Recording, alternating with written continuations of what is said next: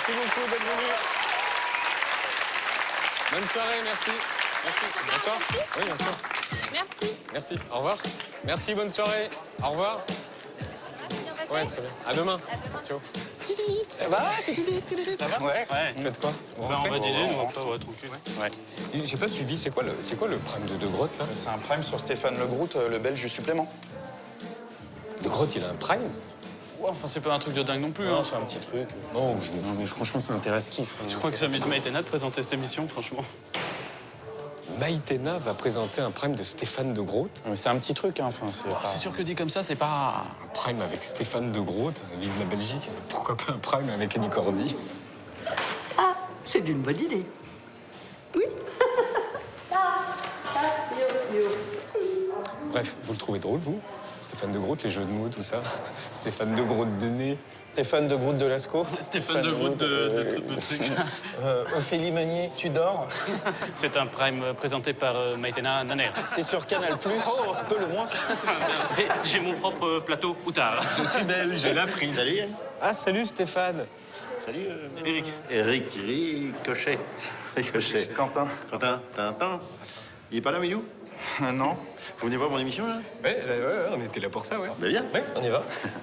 Il faut que tu... Ah, c'est là. C'est là. Oui, c'est là. C'est là. Pousse la porte. Merci.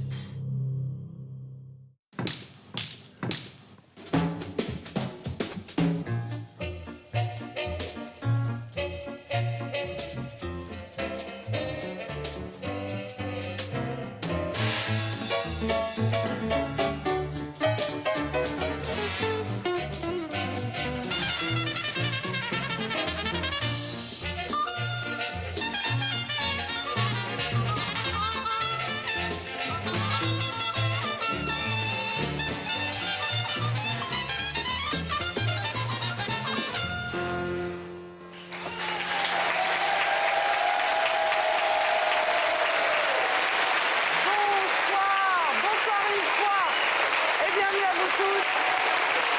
C'est une soirée spéciale sur Canal pendant 90 minutes. Ce soir, on fête la Belgique, on fête la langue française, on joue avec les mots, on célèbre un Belge qui joue avec les mots de la langue française. Mesdames et messieurs, Stéphane de Groot!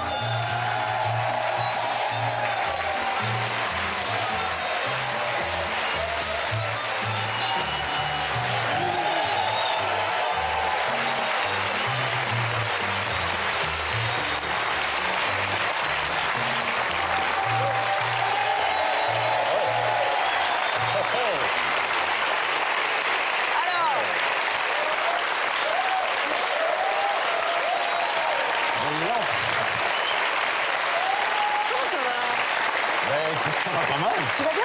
Oui. Alors comme tu le sais, si tu ne le sais pas, tu ne vas pas manquer de le savoir, ce soir c'est ta soirée, Ben, il paraît. c'est ça? Oui. T'es content? Ben écoute, je suis assez ravi, oui. C'est très joli cette... on dirait la voie lactelle. Regarde-moi dans les yeux. Très bien. Tu sais ce qui va se passer ce soir? Tout. Non, tu sais rien. Non, je sais rien. Eh bien, ce soir, nous allons découvrir les coulisses de ta vie, Stéphane, et de Les ton coulisses de ma vie, c'est travail, très dans un ambigu, hein, ce long que tu dis. portrait exclusif. Oui. On va redécouvrir les meilleurs moments de tes chroniques qui seront sous-titrés. Comme ça, nous pourrons les comprendre à 100%. Vous ne les compreniez pas. On va aller, pas tout de suite. D'accord. On va aller à la rencontre des nouveaux humoristes belges qui envahissent la France. Il y aura des surprises, il y aura des amis, des invités mystères, des gens contents, des gens pas contents. Et surtout, 2 rendez-vous à ne pas rater. Tu vois de quoi je parle? En fin d'émission, ta dernière chronique. Eh oui. L'ultime chronique sur le plateau du supplément, puisque tu as décidé de nous quitter, vilain garçon. Bon. Et dans quelques minutes, un événement, ton portrait dressé en live par Danny Boone. Et ce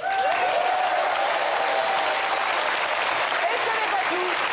Le portrait sera dressé en live par Danny à la manière de Stéphane de Groot. Alors, il y a quand même un inconvénient à cette soirée. À certains moments, ça risque de tourner un petit peu, tu vois, à l'hommage post-mortem, de ressembler un peu, en gros, à une nécro. Quelques-uns de tes proches ont souhaité te rendre un dernier hommage.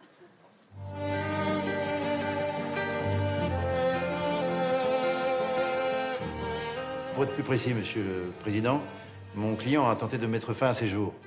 Mais le juge d'instruction a requalifié sa tentative de suicide en tentative d'homicide.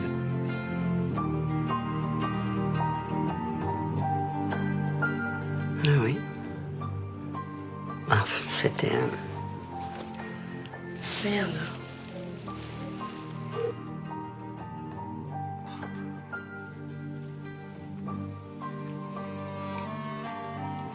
C'était un type formidable, unique, attachant, talentueux, incapable d'écrire une phrase, hélas. Il n'était pas très doué. Bon bah ok, bah, tant pis quoi. Enfin je veux dire, c'est pas que je suis moins dégoûté qu'un Belge meurt, mais c'est vrai que forcément on a plus d'affinité pour des compatriotes. C'est-à-dire s'il y a un métis autrichien guadeloupéen qui mourrait, ça me toucherait certainement plus que là pour le coup un Belge.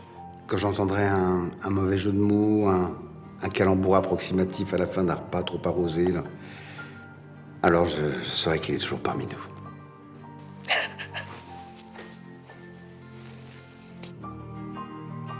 Aujourd'hui, je ne veux pas parler de l'artiste que j'ai tant admiré. Je souhaite rendre hommage au client fidèle. Je l'ai défendu à de si nombreuses reprises. La première fois, je m'en rappelle encore, c'était pour un attentat à la pudeur, une affaire sordide. Mais il y a eu aussi des grivelleries d'aliments, abus de faiblesse. Si je peux vivre aujourd'hui dans tant d'opulence, c'est grâce à lui. Stéphane de Groot, enfin, moi j'ai du mal à l'appeler Stéphane, c'est Steph, quoi. C'était un fêtard incroyable. Je me rappelle de notre dernière soirée, on était là au bar, il y avait Maïtena, il y avait qui était là. Et puis on a commencé à boire des verres, et puis des bouteilles de Dompé, de la ensuite. Et puis on a tout mélangé, je crois. Donc il voulait pas dormir, moi je voulais rentrer, et lui il voulait pas dormir. Et il a commandé des dans un hôtel d'un copain à lui, pas très loin d'ici. Pour moi, c'est une plume, c'est un regard, c'est une voix, c'est des jeux de mots jusqu'à ce que je saoule mon voisin. Oui, il me plaisait. Enfin, j'ai envie de dire... dommage. D-O-M-M-A-G-E. 7 lettres. En tout cas, j'espère qu'il va avoir une grande tombe, parce qu'avec lui, l'épitaphe, ça va être long. Hein. Et puis... voilà, Stéphane. Tu as tiré la boule noire un peu trop tôt. Allez, bonne groute, camarade.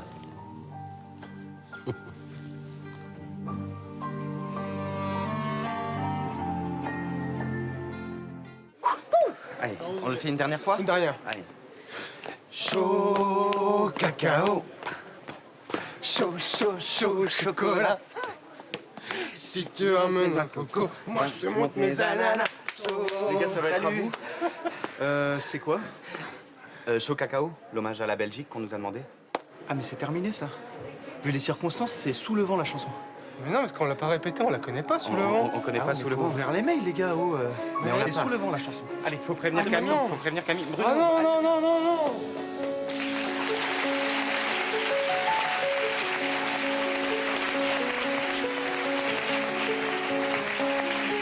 C'est une connerie. Bonsoir. C'est une connerie. Bonsoir. Non, mais ça va aller. C'est une connerie. Ça va très bien se passer. On est là, on n'a plus le choix. Maestro. Et si tu crois que c'est fini, tant pis.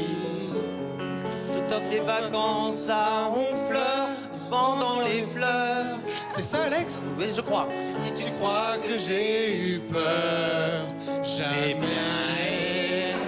Respire un peu, ça ira mieux. Le vent dans le vent. C'est pas ça, Alex? Écoute, Bruno. C'est comme si j'avais pris la mer, la voile. C'est la grande voile. J'irai souffler sous le vent. Sous le vent. Et si tu crois que c'est fini. Elle a pas eu le mail. Non mais t'inquiète pas, je la connais la chanson. Ok. Jamais. C'est juste une pause, un répit. C'est ça, après les les paroles, dangers. Fais comme si j'avais pris la mer. Je la connais aussi. Sorti la grande voile et j'ai glissé sous le vent. Sous le vent. On se change? Bah oui. Camille Chamou, Alex Lutz et Bruno Fancher.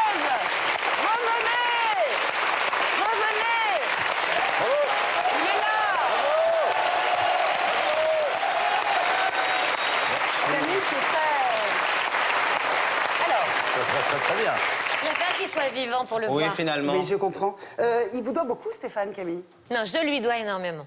Et il me doit rien du tout à Mais part Camille que- n'était pas comme ça avant. Hein. Non, c'est vrai, j'ai beaucoup changé. Non, mais elle Depuis vous a que je rendu l'ai un connu. sacré service, non? Elle vous Ah, a pas sérieux, présenté les oui. bonnes personnes, Camille? Elle m'a présenté à Christelle Graillot, qui est la tête chercheuse de Canal+, Oui. qui lui a dit, dis donc, peut-être que ça vaut la peine de... Alors ce soir, on fête Stéphane, donc évidemment, on fête aussi la langue française et les jeux de mots. Quel est le mot de la langue française avec lequel vous avez le plus envie de jouer? Ramequin. C'est bien, ramequin. Ouais, je trouve que c'est con, un peu comme... et comme mot, et comme objet. C'est-à-dire, c'est souvent le Merci, truc à un Alex. déménagement, on se dit, est-ce qu'on a vraiment besoin Des de ces ramequins. ramequins? Oui, Qu'est-ce tout qu'on va à faire fait. de ces ramequins? Qu'est-ce qu'on va faire de ces Qu'est-ce qu'on fait avec un ramequin? Pas grand-chose. Des verrines. Oui, alors c'est verrines. pire, c'est pire. Dans lesquels on Camille? met des Ah rillettes. bah moi, c'est le mot idoine. Idoine. Ouais. Quelle est la J'ai une seule petite à passion pour connaître le mot idoine. Non, idoine, ça veut dire La bonne chose au bon endroit. bien exactement sûr. le choix, voilà. Et de votre côté, Moustache. Moustache, parce que... Parce que c'est drôle. Oui, La bonne chose au bon endroit. très bien. Il y a aussi une chose très drôle, c'est vous, Camille, née sous Giscard, et c'est donc au théâtre du Petit Saint-Martin jusqu'au 5 juillet. Alex et Bruno, vous êtes en tournage tout l'été, Oui. Oui. dans le film de l'autre. Chacun dans le film de de l'autre. chacun de nous. C'est ça, réalisé exactement. par Alex. Et on rediff sur Canal tout l'été avec Catherine et Liliane, bien entendu. On me dit que Danny Boone met la dernière touche à son portrait de Stéphane de Groot, à la manière de Stéphane de Groot, oui. Je vois que ça bosse. Mais avant, compile des meilleurs moments de tes chroniques durant ces 2 dernières années sur le plateau du Supplément. Et pour la première fois, Stéphane, on va tout comprendre. Nous allons t'écouter et lire en même temps. Le meilleur de Groot, épisode 1. Alors, vous le savez peut-être, ou peu de chaînes, si vous préférez jouer dans la cour des glands. Mais depuis la rentrée de septembre, c'est sans vice, mais vers ça que je me dirige, à savoir tenter de ressusciter nos chers disparus en prodiguant des messages cardiaques, traitant ainsi les mots par les mots, même si l'hémorragie à terme. Alors, comme Beethoven est né à Bonn et aime y passer du temps, le dandy cool et moi décidâmes de rencontrer Ludwig dans sa ville natale, où avec ses copains du bac, à Mozart en passant par Schubert et Berlioz, sauf Rossini, qui lui tourne le dos. Il se retrouve parfois pour faire un bœuf, mironton, mirontaine. Alors ainsi, j'ai du mal à croire que ça fait des années que cet homme épique et polygramme, grand compositeur de musique, soul, s'en est allé rejoindre le Prévert dans les chansons. Me prenant au mot, oui, j'aime cet homme, il me mène alors à sa chambre et me confirme que Serge s'est bel et bien gainsbarré, même si c'était point son heure sur ce lit-là. Je m'échappais du palais de justesse et pris la direction d'un autre palais, omnisport celui-là, où Patrick Bruel donnera un concert le 22 juin, et non pas 22 juin concert. Ça, c'est le tour de chanvre que Yannick Noah organise chaque année et qui fait un tabac au mois du juin. Une sorte de noce de cana bis, pour ceux qui suivent. 5 jours plus tard, sorti du commun, je lui demande s'il ne serait pas temps de lever un peu le pied. Sans hésiter, le voilà qui lève le pied gauche pour me montrer que sa hanche artificielle tient toujours.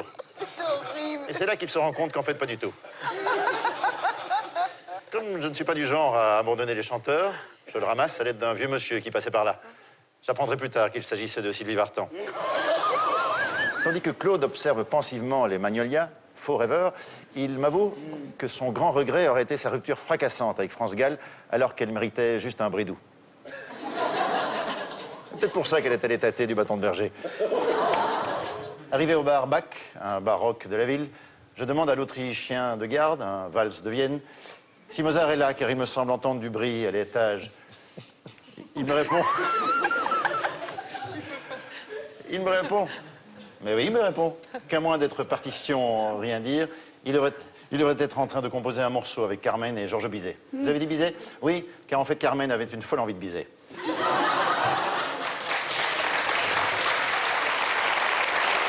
en verra d'autres. Alors, tu mets la barre très haut. Et ce n'est pas charitable de ta part, car en ce moment même, un homme tente de t'imiter. Il transpire seul face à la page blanche. Danny Boone va faire le portrait de Stéphane de Groot à la manière de Stéphane de Groot. Mais tout de suite, Stéphane, qui es-tu? D'où viens-tu? Du ciel, Quel est désormais. ton parcours? Qui est ton frère? Qui est vraiment ta femme? Quelles sont tes inspirations, tes projets, ton ancienne vie? Et comment va Aurélie Filippetti? Le portrait de Stéphane de Groot, signé Raphaël Bayot, qui a passé ces longues dernières semaines à tes côtés. Madame la ministre, je vous remercie de votre présence pour cette... Dernier jour de mai au Festival du mot de la Charité-sur-Loire. Cher Stéphane de Groot. Stéphane de Groot, le volubile, reste pour une fois muet face aux fleurs d'une ministre. Je sais pourquoi je vous décerne aujourd'hui ce prix Raymond DeVos de la langue française. Parce que vous faites sentir, grâce à cet outil merveilleux qu'est l'humour, que notre langue se prête à toutes les fantaisies, à toutes les inventions possibles. Il ne dit rien, non, mais se tient toujours prêt à décocher une flèche de rire. C'est la force de votre humour, c'est la force de votre talent. Évidemment,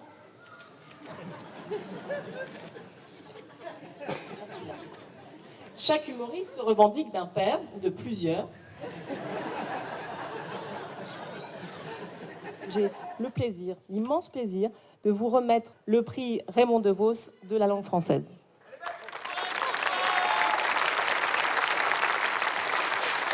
Non, c'était bien, c'est bien. Merci beaucoup. Le prestige d'un prix, une rubrique retentissante sur Canal+, des films, des séries qui se montent sur son nom, un livre vendu à 230 000 exemplaires. 2014, c'est un peu son année. Bonjour. Est-ce que je peux vous demander une dédicace? Mais avec plaisir, j'allais vous le demander. De Groot, ça vient du flamand et en français, ça veut dire le grand, un grand pressé, un grand boulimique qui a lutté de toute son énergie pour arriver en haut de l'affiche à 48 ans. Voyage pied au plancher en absurdie dans la vie d'un phénomène hors du commun. Studio de la Plaine Saint-Denis dans les coulisses du supplément. Stéphane de Groot se concentre pour son passage antenne. J'ai toujours l'impression que je suis jamais prêt. Est-ce qu'il y a un stress? Oui, c'est comme si j'allais... c'est comme au théâtre. Je vais rentrer sur scène, puis essayer de tenir mon rôle. Chaque semaine, il réveille les morts. Voici Stéphane de Groot. Tenir son rôle, celui d'un gladiateur de mots tordus chaque dimanche depuis 2 ans. Alors, vous ne le savez sûrement pas, donc maintenant vous le saurez. Vous les saurez si vous pensez que je vous raconte des salades. Pirouettes verbales, calembours les plus acrobatiques, liaisons dangereuses. C'est cette séquence qui a fait décoller sa carrière. 6e sens, de Groot voit des gens qui sont morts. Oui, cette année, je suis en période d'essai. Louis de Funès, pour ceux qui trouvent ça triste. Enfin, lundi, quoi, ça fera 31 ans que Fufu fut. Celle qui fut Lady Di ou Lady Di depuis qu'elle a trépassé sous un tunnel. La princesse Grace de Monaco, qui naquit, non pas Herta, mais qui naquit Kelly. Mercredi, ça fera 35 ans que Jacques a dit disparu. Vous avez une idée du pourcentage de compréhension dans le public de ce que vous racontez dans les chroniques? Aujourd'hui, je pense qu'on est à 25% à tout casser. Cet art sémantique calibré au millimètre lui prend des heures de préparation.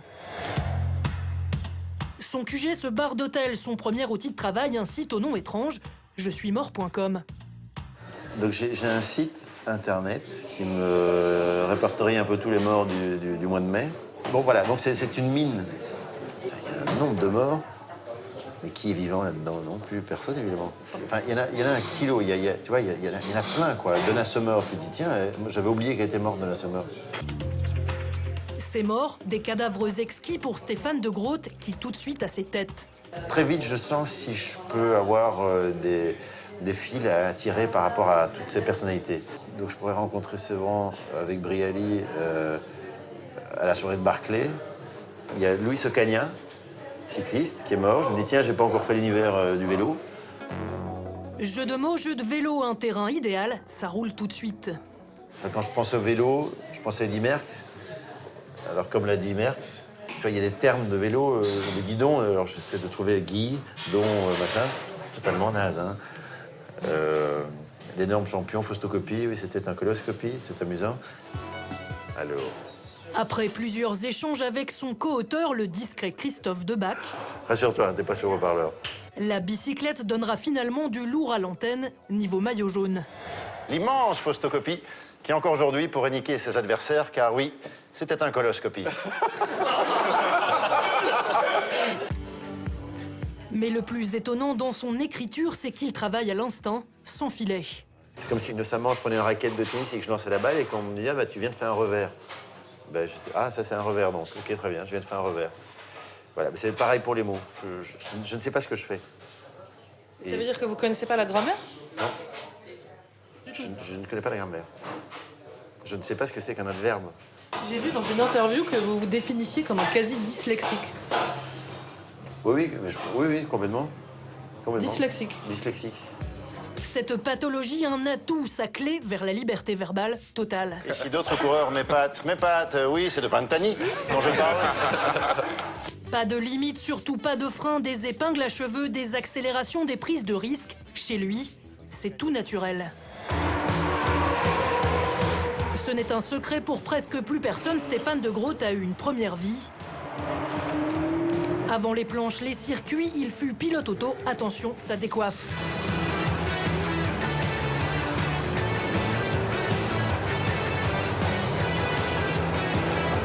Là, je suis sur un circuit et en une seconde, j'ai le virus qui revient. Et j'ai pas envie de me soigner, c'est curieux, hein.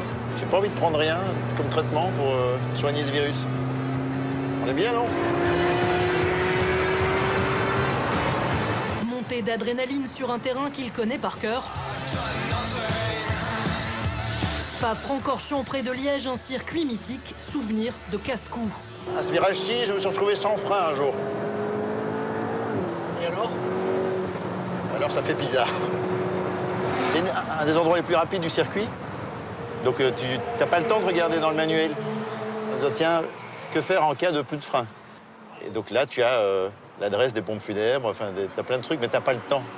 Donc je me suis pris les 2 barrières de sécurité en fonte. Et donc, une fois que je me suis retrouvé au-delà des 2 barrières, je me suis dit, ah, c'est là le paradis. Stéphane de Groot a piloté en pro jusque la fin des années 90. Champion de Belgique en procar sur BMW, il courut jusqu'à l'antichambre de la F1, la Formule 3000. Hier, sur la pluie, ça s'est pas trop mal passé puisque j'ai réalisé le 14e temps. Donc je suis plutôt confiant, je suis surpris de voir que je m'adapte plutôt que prévu à la voiture. Une première vie sous le signe du risque.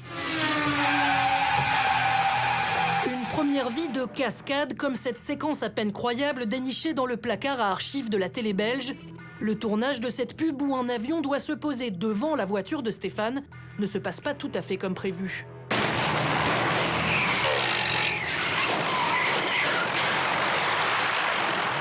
Entre les 2 roues ici, il n'y a pas beaucoup d'écart. Il y a l'hélice qui est juste tout près aussi. Donc s'il s'était calé avec cette roue-là dans le haillon arrière de ma voiture, avec l'hélice, il faisait de la chair à pâté avec mon digne appendice. Par chance, il en réchappe sans bobo. Dans cette voiture pro, le volant était à droite. Le châssis ne suit pas aussi bien que la capacité du moteur. Retour à Francorchamps, tour de piste avec un pote de la télé, Christophe de Chavannes. Tu dois aller chercher le... Non, tu vas même pas le chercher parce que sinon tu vas l'aimer en première. Là, tu fais... Ah oui, quand tu freines tard? Oh, bah oui, quand tu freines tard, ça suit pas du tout. Allez. Ces deux-là se sont rencontrés ici même quand Stéphane peinait encore à être connu.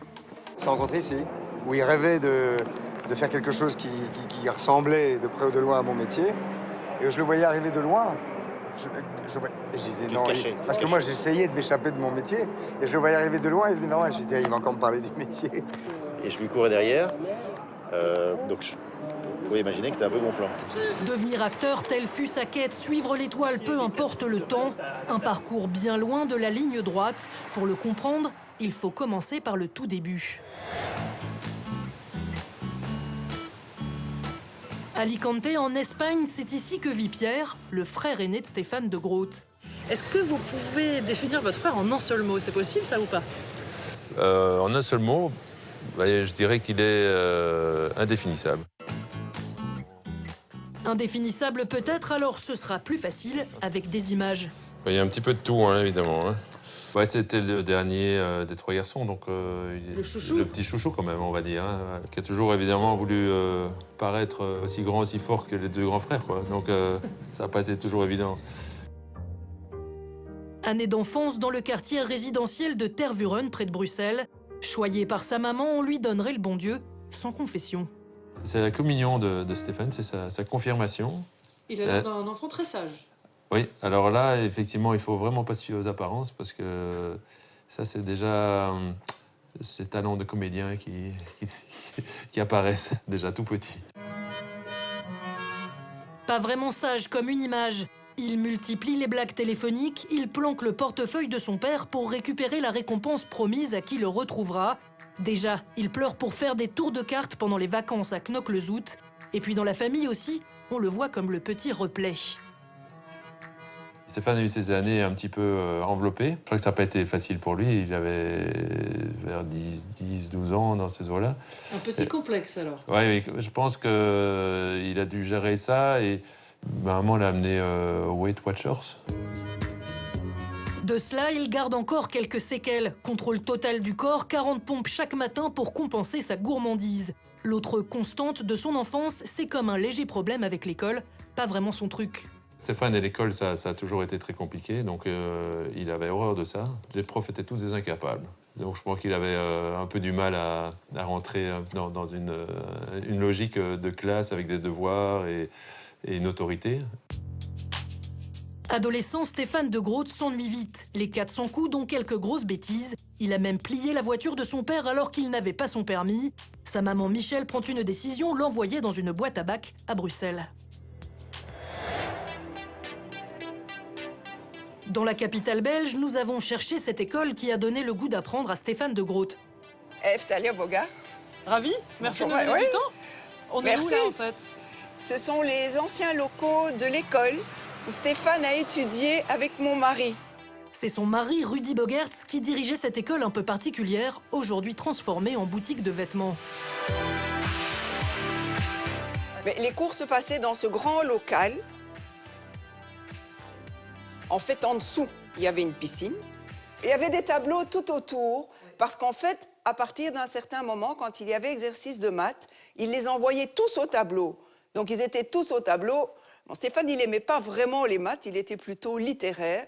Il avait tellement de choses dans la tête, il avait envie d'accomplir tellement... Il avait tellement de directions où aller... Il partait un peu dans tous les sens? Il partait dans tous les sens. Il sortait du lot déjà un peu? Oui. Pourquoi? Mais parce qu'il était là et avec ses yeux coquins, il faisait rire déjà toute la classe. Est-ce que votre mari a réussi à remettre le jeune Stéphane de Groot au travail? Il a réussi à le remettre. Il a fait plus, parce que regardez, Stéphane est devenu une star. Hein.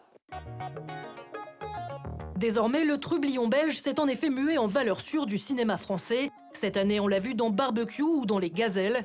Pour l'achat d'un appartement, un emprunt de 460 000 € pour une durée de 360 mois. Ça fait 25 ans, c'est ça?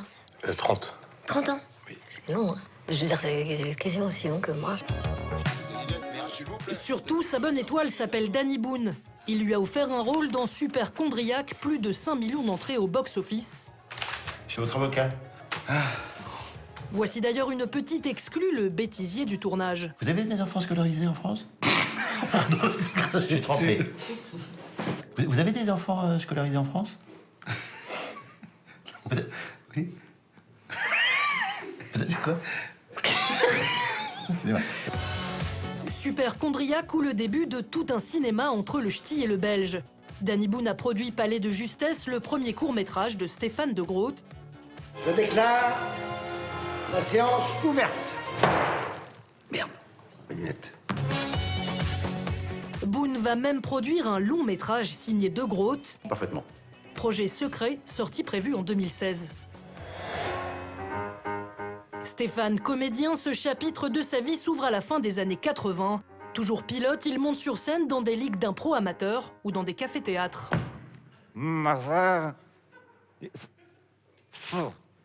Je peux en placer une, là, ou bien... je suis en train de parler en morse, là, figure-toi. Même adrénaline que sur les circuits, son rêve est en train d'éclore. La scène, les caméras, la lumière, l'amour du public. Alors il travaille, il essaie tout, première pastille humoristique, parfois tournée avec son frère. On va essayer le son. Oui. Ok. Ça marche? C'est bon, le son? Ça marche très bien. Et vous pensez pas qu'RTL va se mettre avec les autres chaînes? Pas nécessairement. Pas nécessairement. Répétez-moi la question. Mais il faudra aux comédiens une rencontre décisive pour percer en Belgique. Salut. Salut. Yvan Goldschmidt, réalisateur bruxellois, est le premier qui a mis Stéphane de Groot devant une caméra professionnelle. Attention, c'est une cave, hein. Donc, c'est pas les archives de Canal+. Mais ce qu'il y a là-dedans, Stéphane, tu vas voir, j'ai des petites surprises pour toi. Par chance, il a toujours pris soin de ses archives. Je vais prendre tout ça. Voilà, c'est par là si vous voulez me suivre, à mon bureau. Voici donc le premier film de Stéphane de Groot, ça s'appelle Ketchup. Voilà, on est dans la caméra et en fait, c'est la bouteille de ketchup qui est emmenée. Et voilà, elle arrive chez Stéphane. Alors, mettez-moi plutôt vin rose. Voilà. Oui, vin rose. Excusez-moi. Oui. Non, 10 roses. 10 roses. Vous avez des baccarat? On a travaillé ensemble, en pub aussi. Ça date d'il y a longtemps, je sais pas ce qu'il va penser de ma traîtrise de montrer ces images d'une autre époque. C'était ça. Je suis le risque. Avec mon entreprise, nous incarnons le risque. Nous nous battons chaque jour pour ça. Justement, à propos de risque, pourriez répéter ce que vous m'avez dit tout à l'heure, hors caméra? C'est une blague, ça.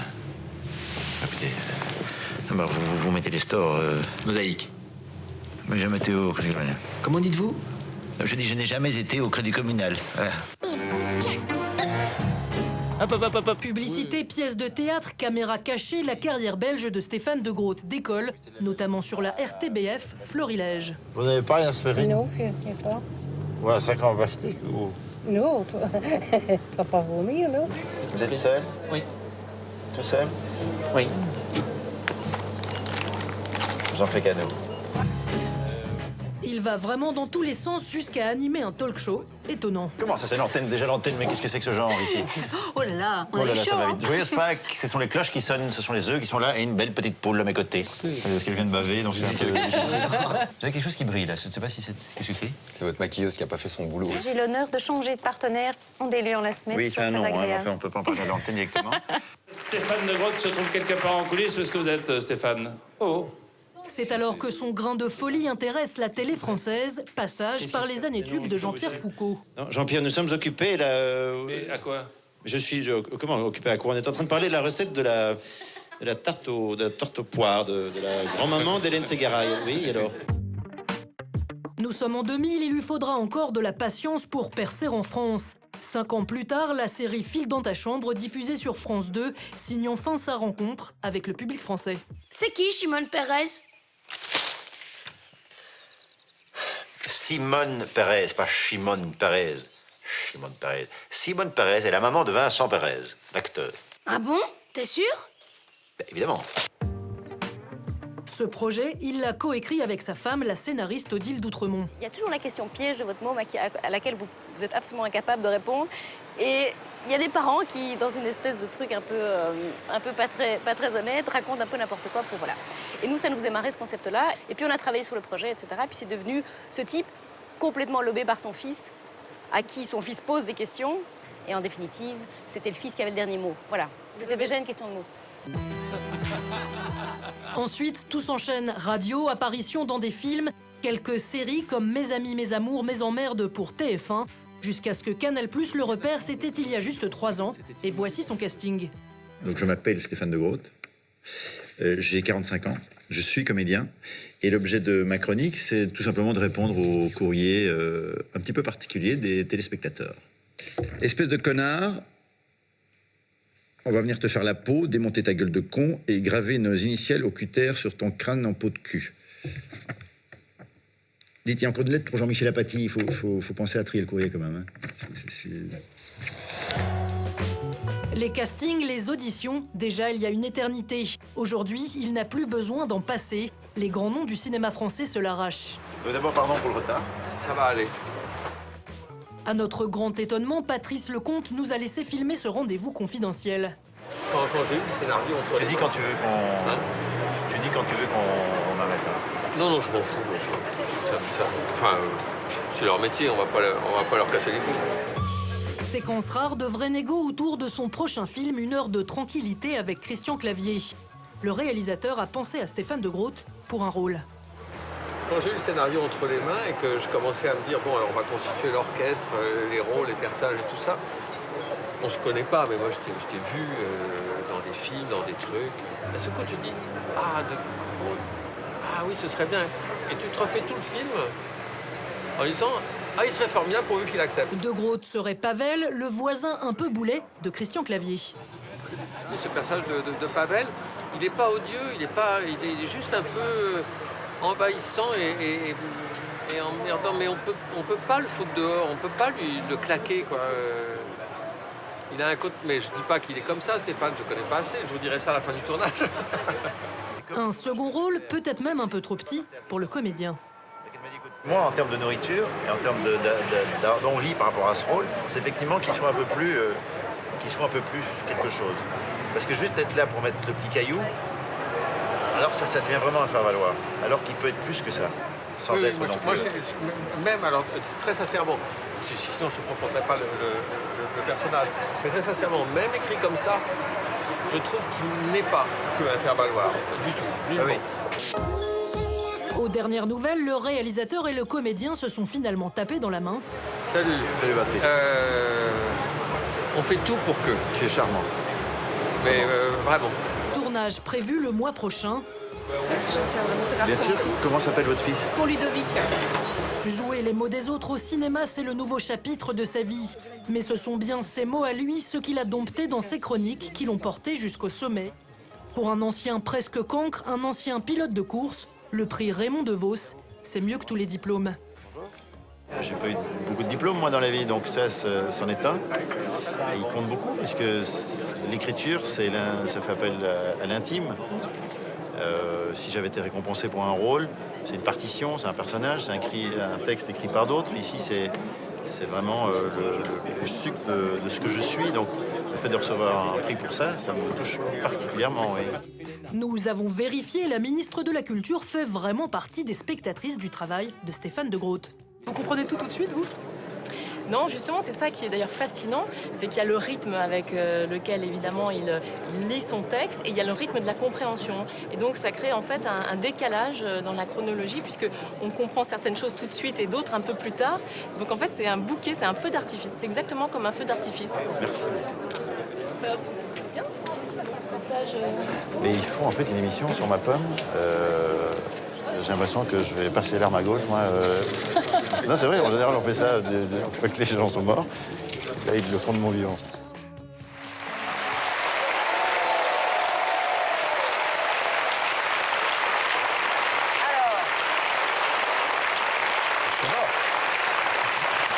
C'est bientôt le musée Grévin, qu'est-ce que tu veux que je te dise? Tu es qui au paradis, toi? Nous sommes tous au paradis. I'm a Blue Angel, baby. Une réaction? Mais une réaction, c'est marrant de voir sa vie comme ça dérouler depuis effectivement le début jusqu'à ce qui se passe aujourd'hui.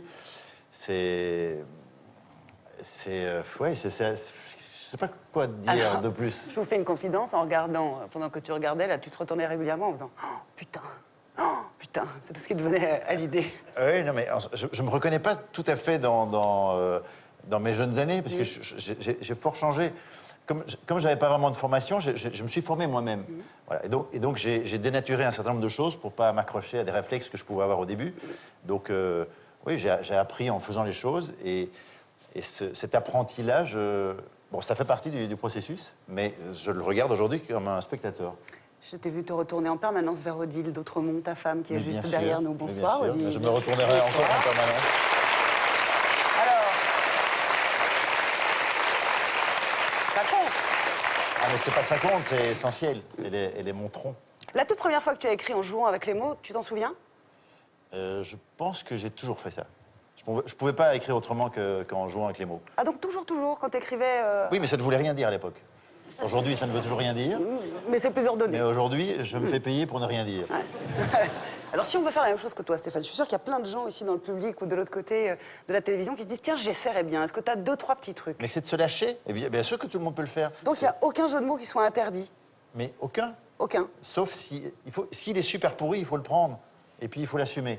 Et puis, les autres, qui sont peut-être un peu plus recherchés, ils fonctionnent aussi. Le plus pourri que tu as assumé, c'est lequel? Oh, il y en a une bonne partie de bien pourri. Hein, Moi, tu sais, je suis très preneuse, hein, ça me fait rire. Écoute, je peux pas t'en dire là à la seconde, mais Voie lactée, c'était bien pourri, non? La Voie lactée. Oui, au début. Ah, mais je viens de la comprendre. Ah, mais bien sûr. J'avais pas capté.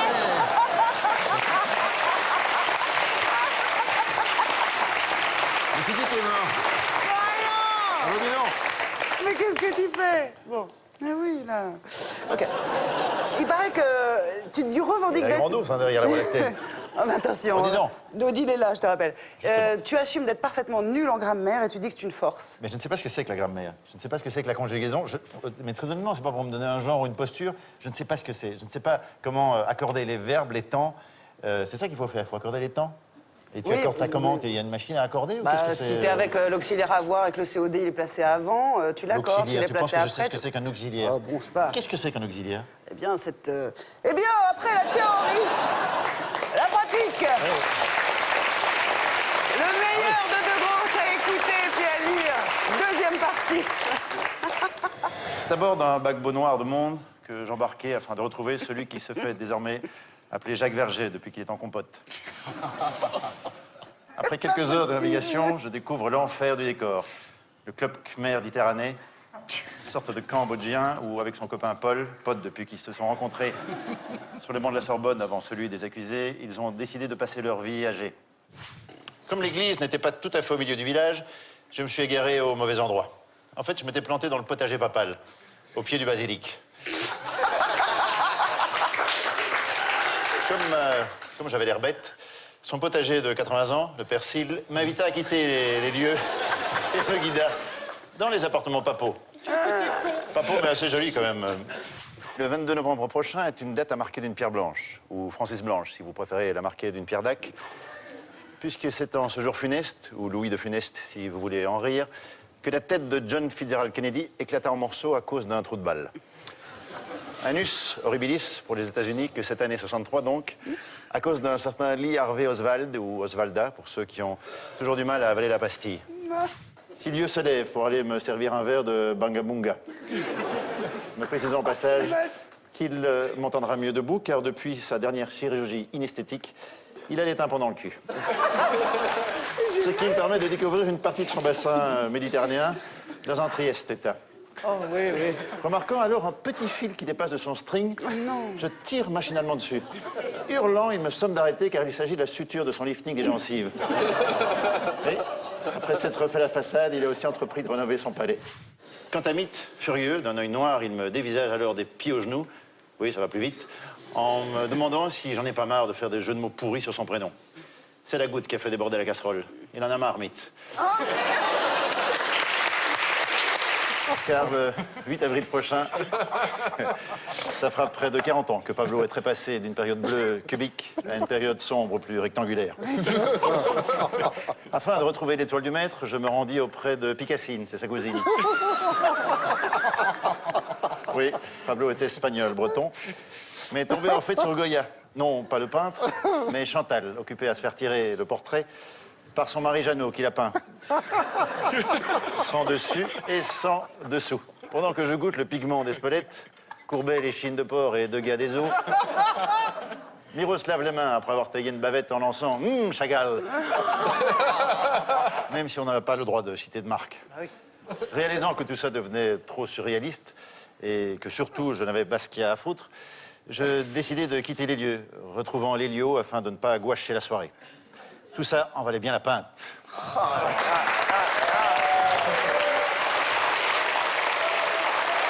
l'acteur préféré des Français. C'est aussi son ami. Oui, exactement. Quand on lui a proposé de faire le portrait de De Groot à la manière de De Groot, il a dit oui, tout de suite.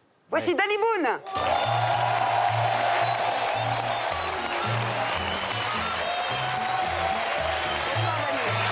Merci. Et bienvenue.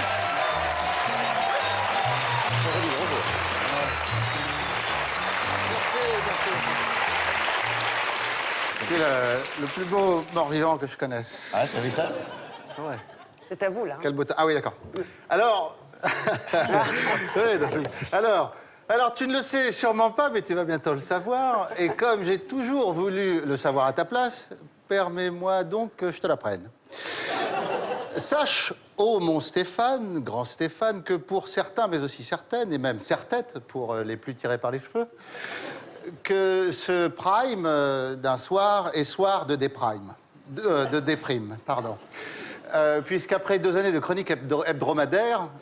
Oui, hebdomadaire. C'est comme hebdomadaire, mais avec 2 bosses. Hein. Maïtena et Laurent Bon. Tu tires tes rêves, errances et autres oraisons pour d'autres horizons.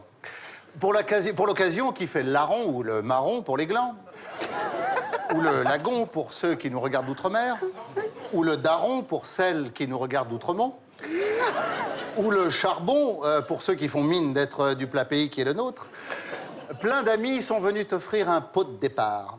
À commencer par moi-même, car oui, Stéphane, moi aussi, tel Diane, je suis fan de toi, Stéphane. De toi, Stéphane, de toi. Et si Stéphane de toi, j'espère que Stéphane de moi aussi. Bref, je vais essayer tant bien que mal, habile, mais surtout habile, Lout, Bilout ennemi. Oh, Bilout! Donc, Bilout de Belgique, par Jupiler, de mettre ta langue dans ma bouche.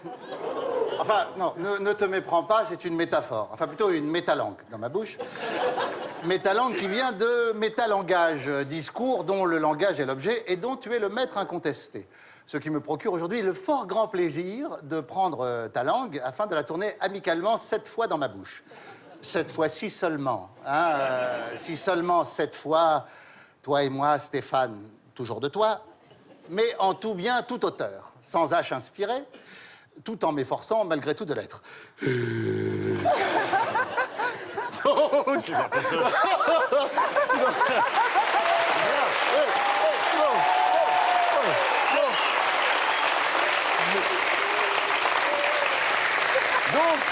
je débarquais donc au plat pays qui est le tien et un peu le mien aussi, puisque plus jeune, j'y ai fait tourner, pas les serviettes, mais l'école.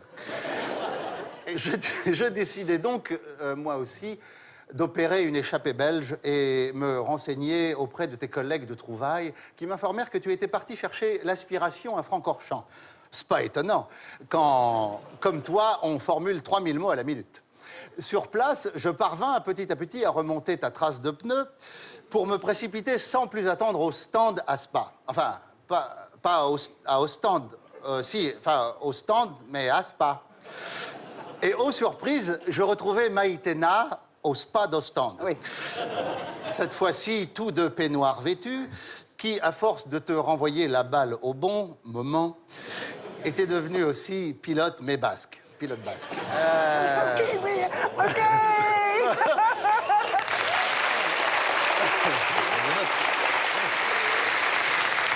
Oui, bon, j'ai des excuses si je t'imite mal. Mais si je t'imite en osant cette pointe d'humour qui est, je te l'accorde, sensible, c'est parce que d'abord, c'est notre amitié qu'elle vise dans le mille. Et ça, je sais faire.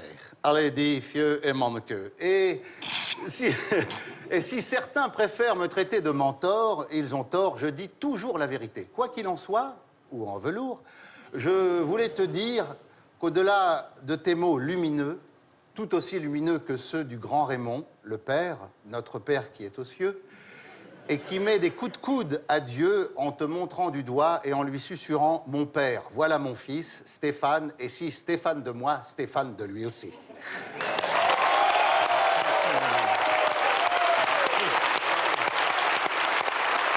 peux l'embrasser.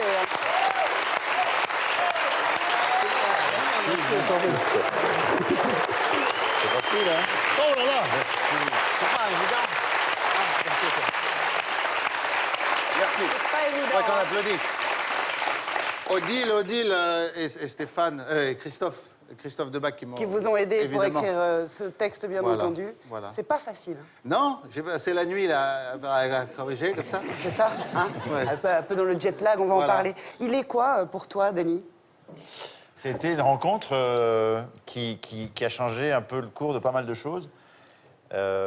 C'est important, sur un chemin comme ça, de rencontrer des gens qui vous prennent par la main, qui vous prennent au sérieux, qui vous regardent, qui vous écoutent pour ce que vous êtes et qui vous mènent quelque part. Et Dany, c'est ça, parce que je me retrouve dans ses valeurs, dans sa simplicité, dans sa manière d'envisager les choses. Voilà. Vous êtes mort, vous aussi, Sans maintenant. doute d'être décédé aussi. Oui, oui, mais...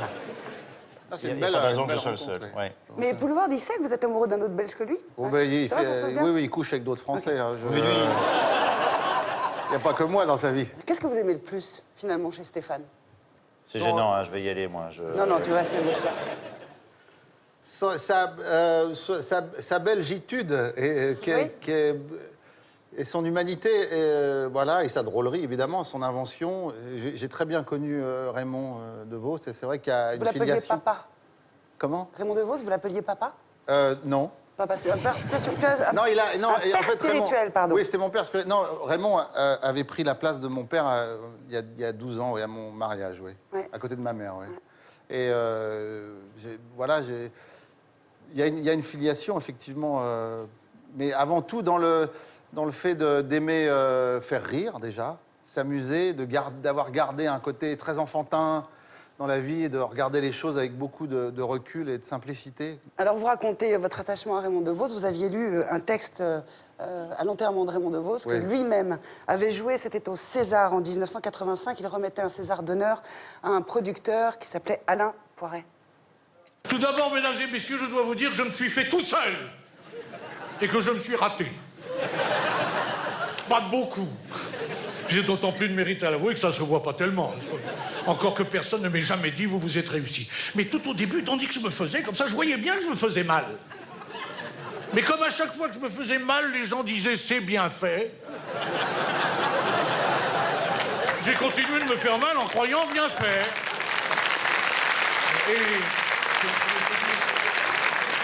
Et quand j'ai vu la tournure que je prenais, j'ai arrêté les frais et je me suis laissé dans l'état où vous me voyez. Alors, on a dit, non seulement il est raté, mais en plus, il n'est pas fini. Mais je préfère ne pas être fini, mesdames et messieurs, parce qu'un homme fini, il est fini. Qu'est-ce qu'on dit d'un homme fini, Alain? Il est fini.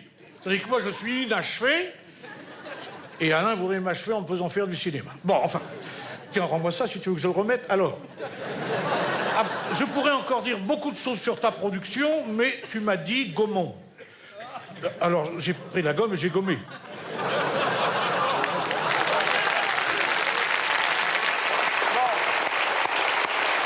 La filiation, elle est évidente. Oui.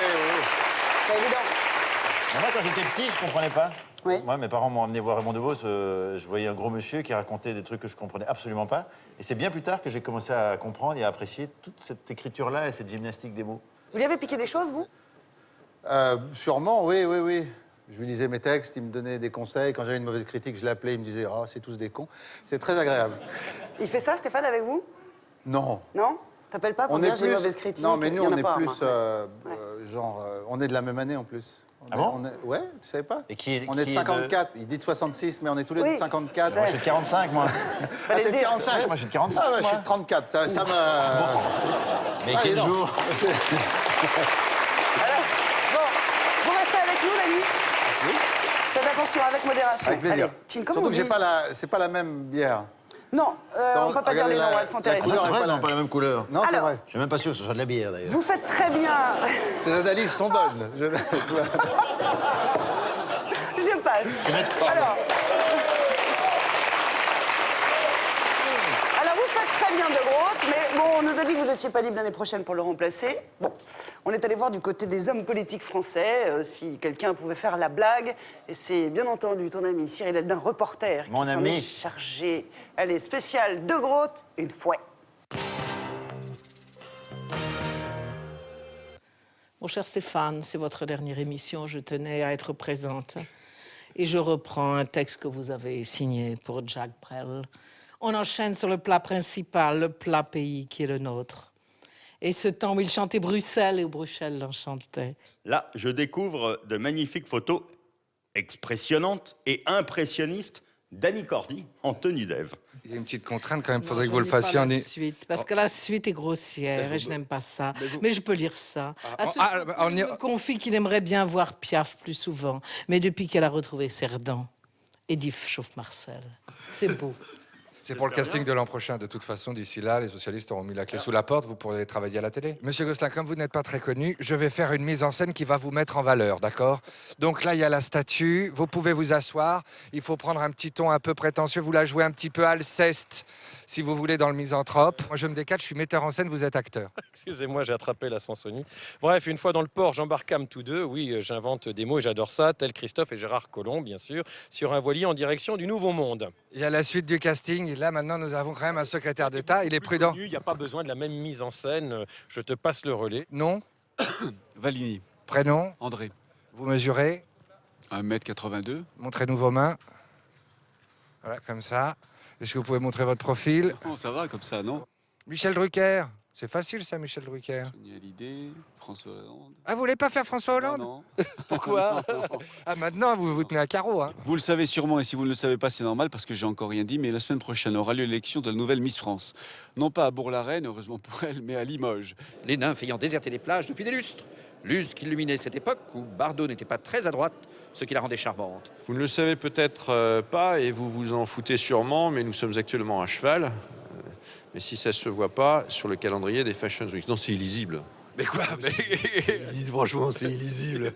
Mais il faut assumer, ça y est, il faut y aller. C'est illisible. Vous en voulez un autre? Mais si j'ai même pas de tourneur de page, pardon. tu sais, les grands artistes au piano. Ah, c'est une star. Pour toi, Stéphane, le président de l'Assemblée nationale, Claude Barthelone, se prête au jeu une fois de plus. Oui, je démarre où je veux. Ah oui, c'est vrai que vous êtes le président. Ouais, non, pardon. Non, mais j'ai Ingrid Betancourt. C'est pas Liliane. Vous pouvez le faire, ça. Ah, merci. Le prochain Grand Prix de Formule 1 se courra dans une semaine pile poil. Ou pile pot si vous êtes glabre, pile plume si vous êtes un oiseau, pile électrique si vous êtes nerveux. Ça me va, ça. Alors là, il fallait un centriste. Nous avons Maurice Leroy, qui est un peu le Hitchcock de l'Assemblée. Hein. Rentre le ventre, maman. Rentre le ventre. Demandez à votre mère, pas ma mère, hein, votre mère, votre frère ou votre cousin éloigné, le plus proche, mais le 1er mai prochain, c'est le 1er mai, ça tombe bien. Alors, qui dit 1er mai, ben moi, je viens de le dire. Tu peux refaire un tour parce que c'est vraiment chiant. Ah oui, voilà, mais en fait, c'est le texte qui est chiant. Dans un soupir, je me dis qu'à ce rythme, il n'y aura plus grand-chose d'honorable dans le faubourg. Vous le savez, vous le saviez plutôt. Sûrement pas. Et si vous le savez, il fallait me le dire. Mais le 11 février, je pose la question, chinois, le 11 février chinois, Il faut rythmer un peu les choses. Hein. C'est le nouvel an prochain. Oui. Voilà. Très belle formule, grand message. Il y a le côté solennel. Hein. Oui, c'est le porte-parole, quoi. On essaye de faire illusion avec du vide. Est-ce que vous pourriez lire, voilà, ça, Strauss-Kahn, ça vous va bien, parce que comme vous êtes sénateur, vous devez être obsédé. Allez, allons-y. Alors, appliquez-vous, parce que justement... Dominique, s'il nous entend, bon. Avant, quoi? Alors, vous le savez peut-être. Oui, alors vous le savez peut-être. Pas. Même si vous le savez, je vais vous le dire quand même, parce qu'un homme averti en vaut deux. Mais un homme averti en veut deux. Je me suis donc embarqué dans l'Eurostar, que Marine Le Pen envisage de rebaptiser France Star en cas de victoire. Pas mal. Ah, vous êtes bien tombé. Cette call girl qui déclenchait une véritable call gate en brossant dans le détail ses relations tarifées ou tarifa pour nos amis espagnols, ou encore charifé si on s'appelle Omar. Nul doute qu'à l'occasion de son procès, qui s'ouvrira le 18 juin, on y parlera en particulier de football et en général de Gaulle. Ouais, oh putain, d'accord. Profitant du trajet pour photographier le paysage, quand tout à coup je sens quelqu'un me tapoter l'épaule. Je me retourne, Elton John. Ah, ça c'est étonnant. Qui, soit dit en passant, avait un petit peu confondu épaule et fesse droite. Ça devient Scabo, non? Mais on a le droit d'avoir la Gaule. Le général de Gaulle. Oui, général de Gaulle, oui. Oui. J'ai donc été à la rencontre de Gérard Depardieu, digne représentant de la Gaule, de moi, fierté de Châteauroux, à égalité avec le pâté de pommes de terre et Michel Denisot dans le désordre. Ah, c'est drôle, hein, de voir rendre un hommage à Gérard Depardieu à ceux qui l'ont fait partir. Si vous le sachez pas, ça me rassure, parce qu'en fin de compte, tout le monde s'en fout. Mais le 6 mars prochain, François Hollande, ou Groland pour les abonnés Canal, tentera d'escalader le sommet de Varsovie. Il n'y a que lui qui va le trouver. J'ai l'impression que vous perdez vos cheveux, vous aussi, un peu comme moi, non? C'est les soucis, ça. Enfin, quoi qu'il arrive, on en a plus que lui. Hein. Bon, alors, prêt pour Céline Dion, ça vous va? C'est prudent? Allez-y. C'est prudent, oui. Comme Dieu est amour, c'est donc tout naturellement sur une terre de partage où seul règne le don de soi que je me suis rendu. C'est trop solennel, il faut rythmer un peu plus le truc. Non, c'est bien. Ah, mais vous jugez vous-même? C'est un peu con, je sais, mais bon, il a un tel succès qu'on est obligé d'adhérer. Alors, qui dit balançoire. Balle magique, balle masquée, oh et capitaine abandonné. C'est complètement con. Cette année, c'est Sylvester Stallone qui conduira sa fille Sophia Rose, non pas dans un vase, mais au bal du crayon, qui une fois repeint fera un très joli crayon de couleur. vous êtes client, hein, je sens que vous êtes client. Il y en a un qui pourrait être plus drôle que Stéphane de Groot pour le lire, mais j'hésite à lui faire lire. Au revoir, chef. Moi, à l'ultime, Ah ouais. Je sais pas quelle chronique c'est, mais il le vend bien. Cyril Haldun nous a rejoint. Danny Boone, Cyril Haldun. Bon. Non. Alors, on va pas se mentir. On jette l'éponge avec les politiques. Non, les politiques pensent que ça va pas le faire, il faudrait mieux des acteurs. Bah, j'ai été en voir, justement. Ouais. Alors, j'ai été voir un acteur de gauche très engagé, un peu vieillissant, parce que, comme je le disais, les références de Stéphane ne parlent pas toujours à un jeune public. Ouais. Alors, ils n'ont pas voulu Pour les participer, mais je vais vous retranscrire un peu ce que m'a fait Guy Bedos. Ouais. Ça faisait... Vous ne le savez peut-être pas.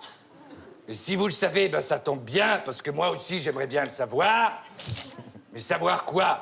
Ben, justement, j'en sais rien, c'est pour ça que je vous le demande. Alors là, on va croire que j'ai la maladie d'Alzheimer, donc je vais vous faire plutôt le pendant avec un acteur de droite qui était très sensible au rythme de Stéphane de Groot, qui m'a dit « Stéphane, c'est un immense styliste, après du billard, après... c'est un La Fontaine contemporain. Quand Stéphane de Groot dit cette phrase étonnante, écoutez, comme quoi le futur a bien une fin et la fin un début. Comme quoi le futur a bien une fin et la fin un début. Je m'entraîne. Rien de tel. Attends, mon chéri, attends.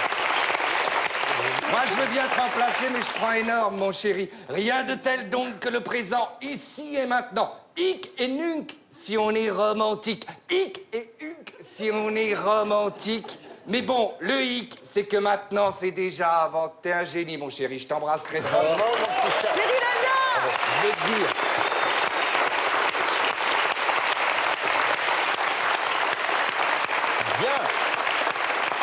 M'appelez pas, mais moi je vous rappellerai. Ça fait sûr. 2 ans que je voulais te le dire. Je suis très fier que tu m'aies rencontré. Oh. Merci beaucoup, Cyril. Merci beaucoup. Tout de suite, Stéphane, un invité mystère. Ah, c'est mystérieux. Il est dans les loges. Alors, je te propose, tu regardes l'écran. L'écran. Dany, vous pouvez jouer aussi. Ça, hein. oui. Voilà, Ah oui. notre invité mystère. Est-ce que vous m'entendez, invité mystère? Allô, vous m'entendez? Oui, je vous entends. Très bien, donc votre voix est trafiquée. On a 5 questions que nous allons vous poser pour essayer de découvrir qui vous êtes. Si on n'y arrive pas, je raconterai une histoire belge. Tu regardes l'écran, Stéphane, et dès que tu as une idée... Voilà. Alors, invité mystère, êtes-vous un homme? Non, je crois pas. Est-ce qu'on peut en déduire que vous êtes une femme? C'est ça. Ok. Est-ce que, invité mystère, vous êtes belge?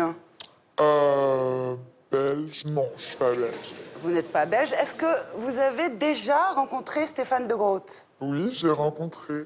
Est-ce que vous avez une idée, Stéphane, sur ce pixel-là? Non, c'est pas... Non. On reconnaît un tout petit Ouais, peu on voit bien qui c'est. Ouais, ok. Je continue. Est-ce que, invité mystère, vous avez contribué d'une manière ou d'une autre au triomphe de la chronique de Stéphane?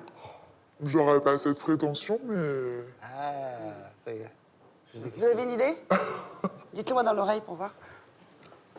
On est ensemble, donc c'est pareil. Oui, oui.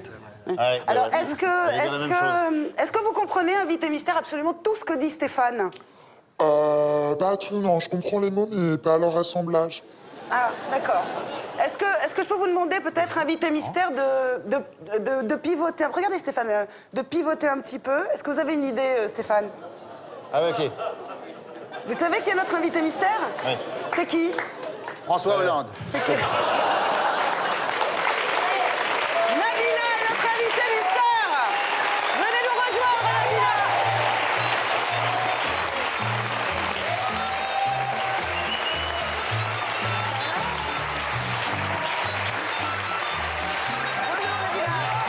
Bonsoir, très bien. Bien, les gars. Très bien, merci d'être là. Dany Boone, Nabila. Stéphane de Groot, Nabila, allez bien? Venez vous asseoir, Nabila. Alors, re-bienvenue, hein. Ça n'est donc pas la première fois. Ça fait longtemps. Alors, si Ah vous oui, ça fait viviez longtemps, oui. sur une autre planète à l'époque, sachez-le, il y a eu un très grand moment ici même, sur ce plateau. C'était il y a 1 an. Nous étions en mon juin Dieu. 2013, extrait de votre première rencontre. Ça me vieillit, tout ça. Étant moi-même de confession belge par la mère de mon frère et bruxellois par mon père, mon fils qui est mon Saint-Esprit, J'ai pas compris. C'est normal. Je comprends rien il y a du pas tout. mal de trucs comme ça qui seront... je vous enverrai un fax. Il était tout naturel, ou pas naturel si je m'étais appelé Sabine, que je parte à l'encontre de Sa Majesté. Enfin, Ma Majesté, ou même Papa Majesté, comme c'est un mâle, afin d'user, comme tout bon sujet, de mon verbe pour faire des compliments à ce roi qui règne sur le pays qui est le mien. À peine arrivé à mon point de départ, sans bouger de chez moi, quoi, je pris la direction du palais, un garde royal un peu gelé, m'informa que le roi, sa femme et le petit prince étaient justement partis chez moi. N'ayant plus le temps de serrer la pince de monseigneur, je Je m'en... peux avoir une oreillette pour traduire parce que je comprends.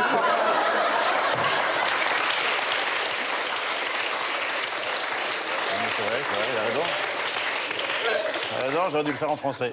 C'est un peu aujourd'hui. N'ayant plus le temps de serrer la pince de monseigneur, je m'en retournai. M'en retourner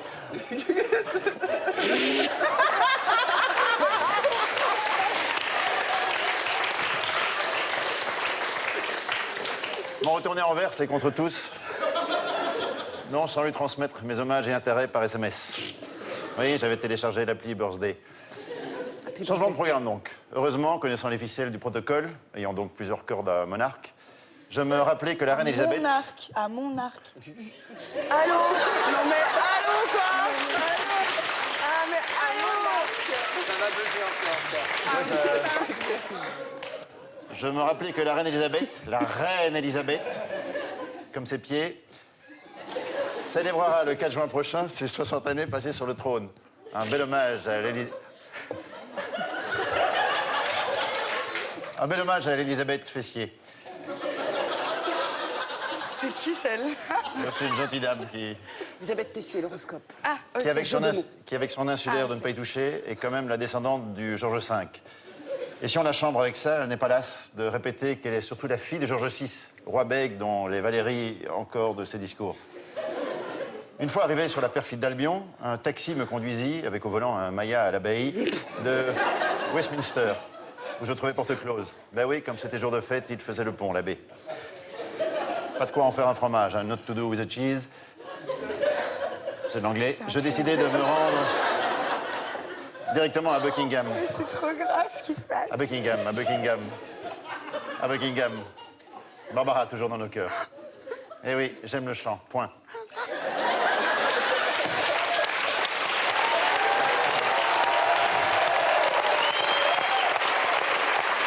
Alors, Nabila, c'est beaucoup plus clair avec les sous-titres, non?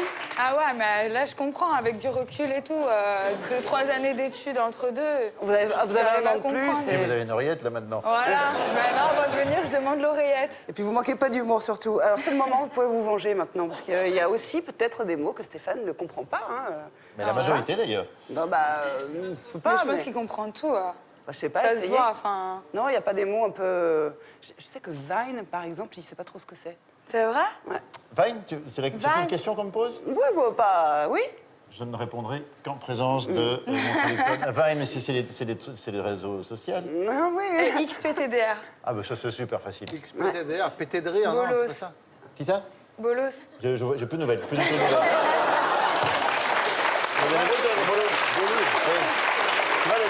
Une belle gonzesse. Ouais, Non, un bolos. oui, c'est bolos, le mari c'est un de la beau belle mec. gonzesse. Non. Un nul, un ringard. Ah oui, un nul, un ringard. Ah oui. Un pourri, Ah, genre je un mec confondais. qui a pas de vie. Bolos, ah ouais. Un mec qui n'a pas de vie, qui est mort, quoi. Un défunt. Et un Vine, c'est des petites vidéos, c'est ça? C'est une chanson c'est ça. de Dave, Vine. Vine. Vine. Ouais, c'est la version allemande, Vine. C'est ça. C'est super facile, le français. Vous en avez c'est d'autres? vrai. Hashtag. Non, alors, je quitte ce plateau.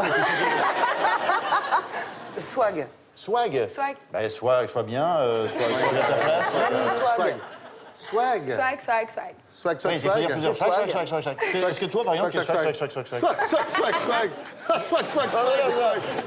La dernière fois qu'on s'est vu avec Nabila, au moment de partir, elle m'a dit « À plus dans le bus ». Elle m'a mis un gros dans le vent. car. Est-ce que vous avez lu ce livre, Nabila? Alors oui, on me l'a offert. Bon, j'ai pas tout lu parce que...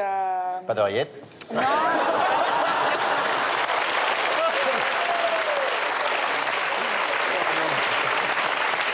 Vous êtes sympa. Non, mais je l'ai reçu, mais je l'ai pas encore tout lu. Est-ce qu'il était dédicacé? Non. Allez. Ah ben, dis donc. Trop stylé. C'est trop Je stylé, vais le non? revendre sur eBay. Oui. Combien vous allez le revendre? Je le fais en Vine ou en hashtag? Hashtag. Tu fais avec le cœur, comme tu sais faire. C'est quoi votre mot préféré de la langue française, Je peux vous Nabila? dire un truc? Oui, bien Je sûr. sais que ça se fait pas trop et tout, mais j'aimerais, si Monsieur Boone est d'accord, faire une photo avec lui. Bien sûr. Enfin, je dis bien sûr. Non, parce que je suis fan. Non, mais il y a tout le monde qui est fan et genre ma mère, elle adore. Moi, je j'adore et mon copain il l'adore aussi donc je vais pas louper merde, le il y a un casting. copain, merde. Oui, Je vois, c'est possible. On connaît pas. Oui, bien sûr. Un selfie, parce que c'est un selfie, Stéphane. Un selfie, c'est Un le selfie. restaurant, on va se servir avec un plateau. Hein. Rien à voir. C'est la cantoche. Oh mon Dieu.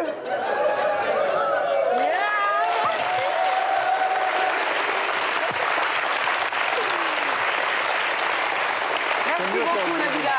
Merci. Et on peut savoir, attends, on peut savoir. Quoi La dédicace.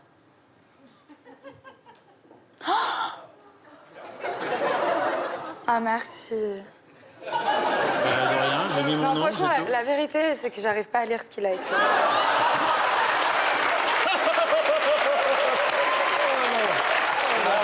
j'aurais dit, mais je sais pas lire, je sais pas. Jusqu'au bout. Femme. Ça, non, c'est pas En femme, c'est pour, en fameux. pour. Souvenir. De femme, fameux, c'est une femme au masculin. Ah, Fameuse. Becherel, s'il vous plaît, Becherel.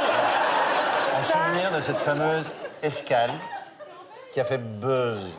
Qui a fait buzz. Ah, buzz avec plein de Z, c'est trop chaud. Ah oui. Ah oui. Merci beaucoup, Nabila. À la radio, à la télé, dans les festivals, au cinéma, les Belges ont envahi le paysage français. Vous avez remarqué ça? Il y a eu Poulvord, Damiens, Wéchira, et voilà qu'une nouvelle génération arrive et cartonne dans les théâtres parisiens. Guillaume Hénette a remonté la nouvelle filière belge. Dans quelques minutes, Nawel Madani va devoir monter sur scène. Une nouvelle fois, elle va jouer à guichet fermé. C'est bon là, j'y arrive plus. C'est bon? Ouais. Ouais, y aller là. La jeune humoriste belge s'apprête à jouer la dernière de son spectacle au Palais des Glaces de Paris. Tiens mon portable.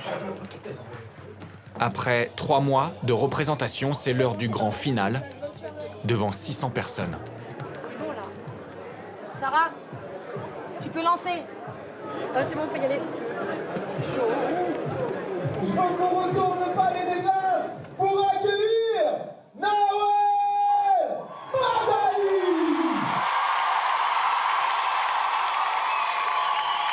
Bienvenue à mon spectacle. Moi, je m'appelle Nawel Madani, je viens de Belgique. Ça s'entend pas trop là. Ouais, j'ai laissé mon accent là-bas, on sait tous. L'accent belge est pas sexy. Bah ouais. T'as déjà vu un porno belge? Ding dong, ça sonne, ça doit être le réparateur de la machine à laver! Pendant 1h30, Nawel raconte son parcours, son histoire. Et quand je serai grande, je serai très très grande. Et je ferai des spectacles. Si le public il rigole pas à mes blagues, Inch'Allah, il meurt.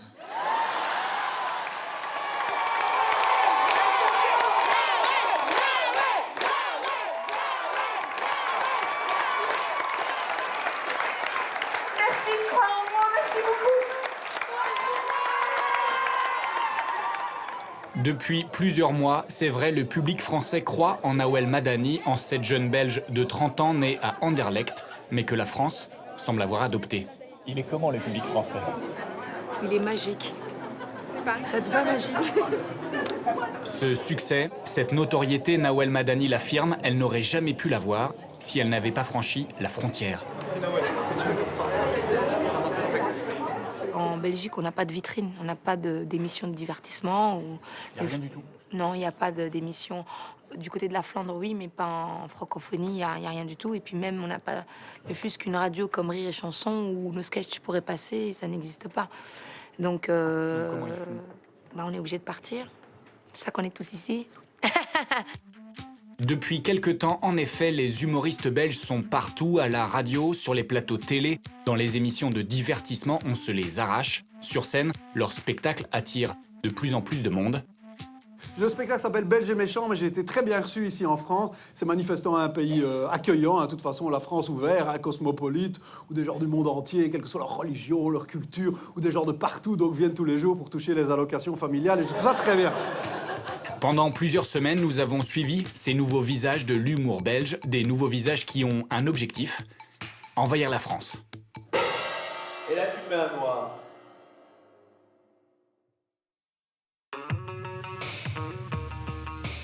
À quelques kilomètres de Saint-Malo, voici Dinard, en Bretagne. Depuis près de 20 ans, la ville accueille un grand festival du rire.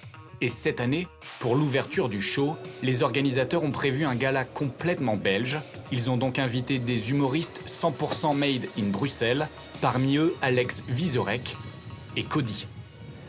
On est très content d'être là. On est ravis, il y a une chouette ambiance et puis on va partager la scène entre Belges pour faire rire des Français, ce qui me semble être l'objectif des 30 prochaines années. Donc il n'y a pas de raison que ça rate. En Belgique, les deux comiques ont une petite notoriété. En France, c'est un peu différent. Et alors ce qui est rigolo, c'est que personne ne nous reconnaît évidemment, parce qu'on n'est pas connus. Mais les gens ils se disent putain il y a des caméras, putain c'est d'être vachement connu. Alex Vizorek et Cody, pas encore des superstars, mais ce soir-là, malgré tout, la grande salle du Palais des Festivals affiche complet.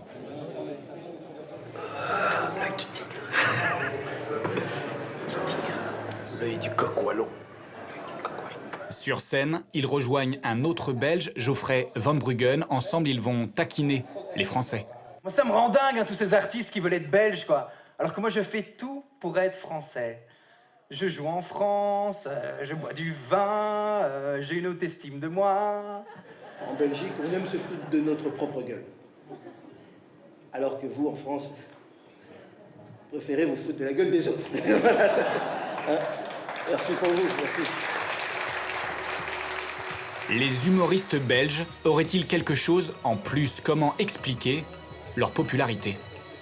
Il y a un mystère, mais il y a surtout le fait de moins se prendre la tête, surtout. Un Belge, voilà, sur scène, il se pose pas de questions, il y va, il n'a pas peur du ridicule, il n'a pas peur de se moquer de lui. Et ouais, c'est une vraie fraîcheur, moi je trouve que ça fait vraiment du bien. Des explications multiples, mais un constat unique. Les Belges sont à la mode, ils sont partout dans les médias français. C'est le repère des Belges. Tu travailles ta chronique en public aujourd'hui? Oui, tu vas bien. Ça va et toi? Ah bien, je te présente le supplément de Canal+. Ah bonjour. Ils sont très gentils, ils aiment beaucoup les Belges. Oui, Charline pour Vanounaker. des surprises aussi. Bonjour. 2 Belges, un bureau et des cartons. C'est-à-dire vous partez. Non, c'est les Français qu'on fout dehors. Donc ils sont en train de faire leurs cartons, nous on amène les nôtres et on va se réinstaller. France Inter, le 7-9. Bonjour Alex Vizorek. Oui, bonjour Patrick, bonjour à tous, bonjour François Fillon.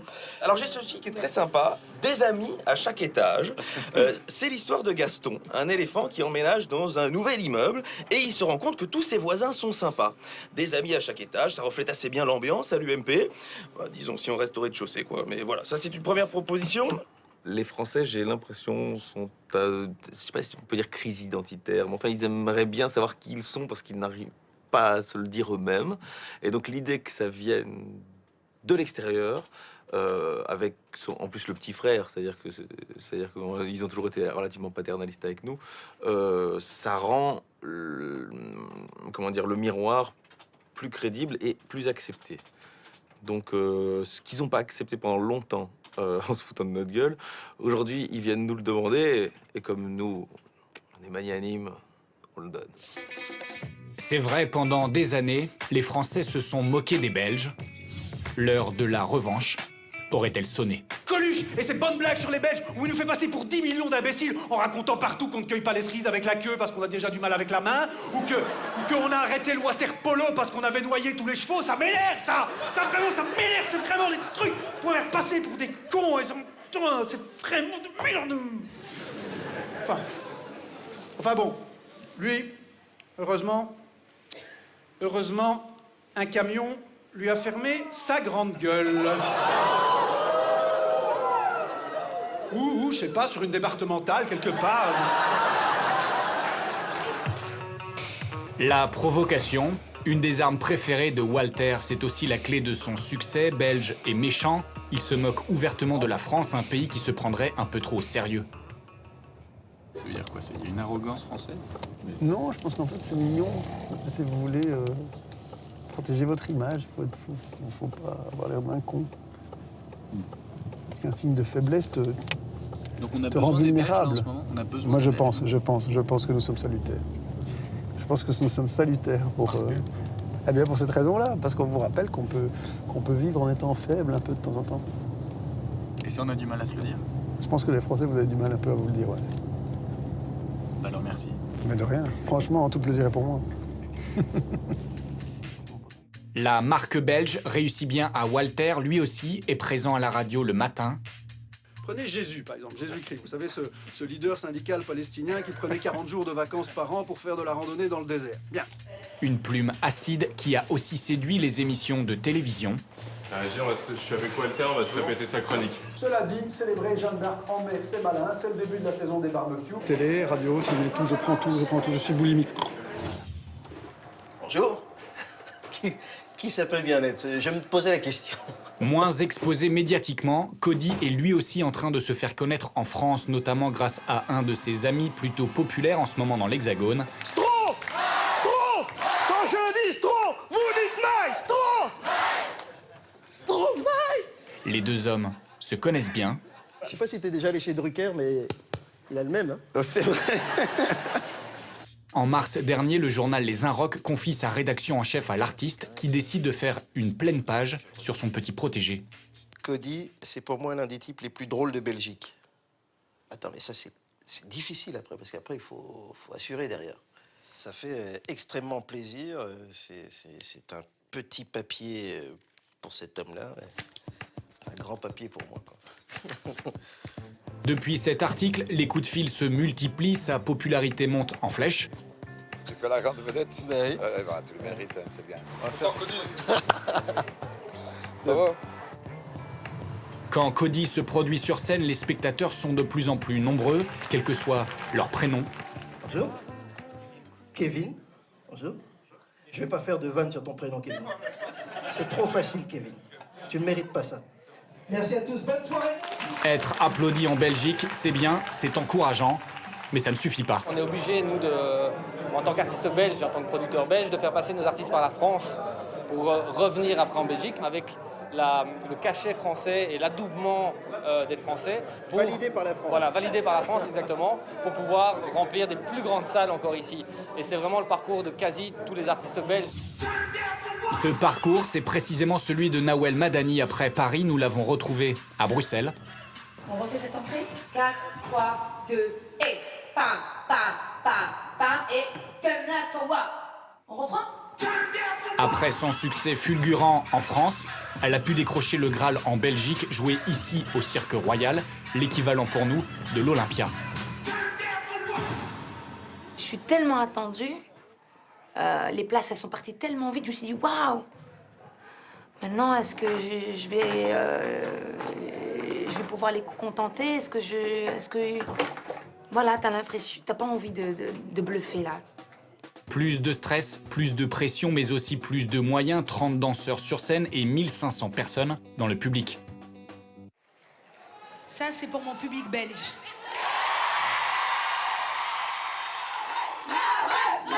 Après le spectacle, dans les coulisses, il y a les fans, bien entendu, mais aussi, et c'est plus rare, la ministre de la Culture en personne. C'est génial. Vraiment, bravo en tout cas. Merci beaucoup. À bientôt. Je te souhaite plein succès et tu reviens, hein? Oui. N'oublie pas que tu es belge, hein? Ouais, non, mais regarde, N'oublie pas c'est que tu que es ça s'appelle. d'Anderlecht, hein? C'est moi la plus belle, je peux pas faire mieux. Là, tu peux pas faire mieux. Bravo. En Belgique, le problème, ce n'est pas d'avoir des talents, c'est juste de pouvoir les garder. Et ils sont avec nous ce soir. Nawel Madani, Cody, Walter et Alex Vizorek.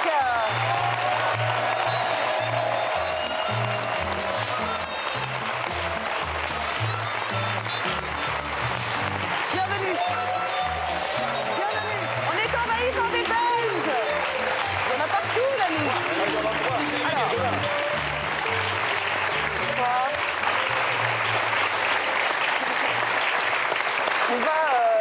On va tenter de comprendre pourquoi cette vague belge. Vous intervenez quand vous voulez, Dany, bien entendu. Je ne saurais dire. Oui. Alors, bon, ça y est, tout le monde est belge, sauf nous. Le monde est belge, maintenant. Ben, je ne sais pas, on va voir ça. Lequel de vous 5 est le plus belge? Excuse-moi, qu'est-ce que c'est que ça? La bière. Belge. Un quart de bière. Je sais. C'est une blague, je sais pas, c'est ridicule. Un test d'urine, on dirait. C'est pas Ils nous l'ont déjà faite, merci, mais c'était fait par un Français. Alors, si je veux. Alors, on parle beaucoup de la filière belge, vous en avez évidemment entendu parler. Certains parlent même d'une mafia belge. Est-ce que vous confirmez? Oui, il y a beaucoup d'argent. Moi, je confirme. Vous avez déjà eu des mafieux sur ce plateau qui vous ont dit, bah ouais, c'est la mafia. Non, moi, je confirme, franchement. Ouais, vas-y. Bon, on a essayé Balance-moi. d'abord, à la base, on a essayé la prostitution. Mais avec l'accent belge, ben, les clients, ils se barraient. Et on a essayé un braquage. Enfin, des braquages, ça n'a pas marché, on n'était pas crédibles. Oh, les mains, allez, tout le monde, les bras en l'air, on vient vous braquer ici. On n'était pas crédibles. Et donc, ouais, on est passé dans l'humour. Alors, on a bien compris, Guillaume nous l'a bien expliqué dans le sujet, vous débordez partout en Europe, mais vous venez quand même surtout en France. Pourquoi nous? Parce qu'on parle mal le laiton. Je sais pas comment dire. Est-ce que le belge, en général, est drôle? Alors, est-ce que le belge est drôle? C'est pour un Français, à mon avis, il l'est. Pour les luxembourgeois aussi. Les luxembourgeois, les belges sont très drôles, parce que le pays est pourri, quoi. C'est horrible. Il n'y a pas de bons humoristes au Costa Rica. La vie est agréable, on est sur la plage, pas besoin de rigoler. C'est vrai. Les Tu n'en produits, sais c'est un rien, petit tu peu n'en sais la rien. même chose. Je connais un petit peu les humoristes costariciens. Qui jouent un humour assez singulier. Ils sont médiocres, Stéphane. Pourquoi dit-on fume, c'est du belge? J'ai l'air d'un dealer. Oui, c'est ça. T'as une tête de vendeur de shit. T'as directement les muscles. Le mec, il se casse le cul à foutre un costard. Pourquoi on dit-on fume? Mais déjà, personne ne dit ça. En Belgique, personne ne dit fume, c'est du belge. Personne ne le dit. Mais je pense que c'est parce qu'on a du bon tabac. C'est pour ça? Et qu'on fait des bonnes pipes. C'est très pervers. Vous êtes très pervers. Est-ce que fume, c'est de belge? C'est ça que ça veut dire, en fait. Ah bah oui, c'est vrai. La blague belge que tous les Français ne comprennent Tu as pas. remarqué qu'il y a moins de blagues belges depuis que les Belges viennent faire les comiques en France. C'est très vrai. C'est paradoxal. Depuis que j'ai quitté le lycée, on n'en fait quasiment plus des blagues belges. Et les Suisses non plus. Non, les blagues suisses, il y en a moins. Non, ça n'a jamais fait rire personne, en fait. Non, mais on est celle bien qu'on ne d'accord. comprend jamais, Alex Vizorek. La meilleure blague belge, vous en rendez pas compte, c'est l'exil fiscal. Ça fait... Si, on s'en rend compte. Non, mais ça fait 2 ans.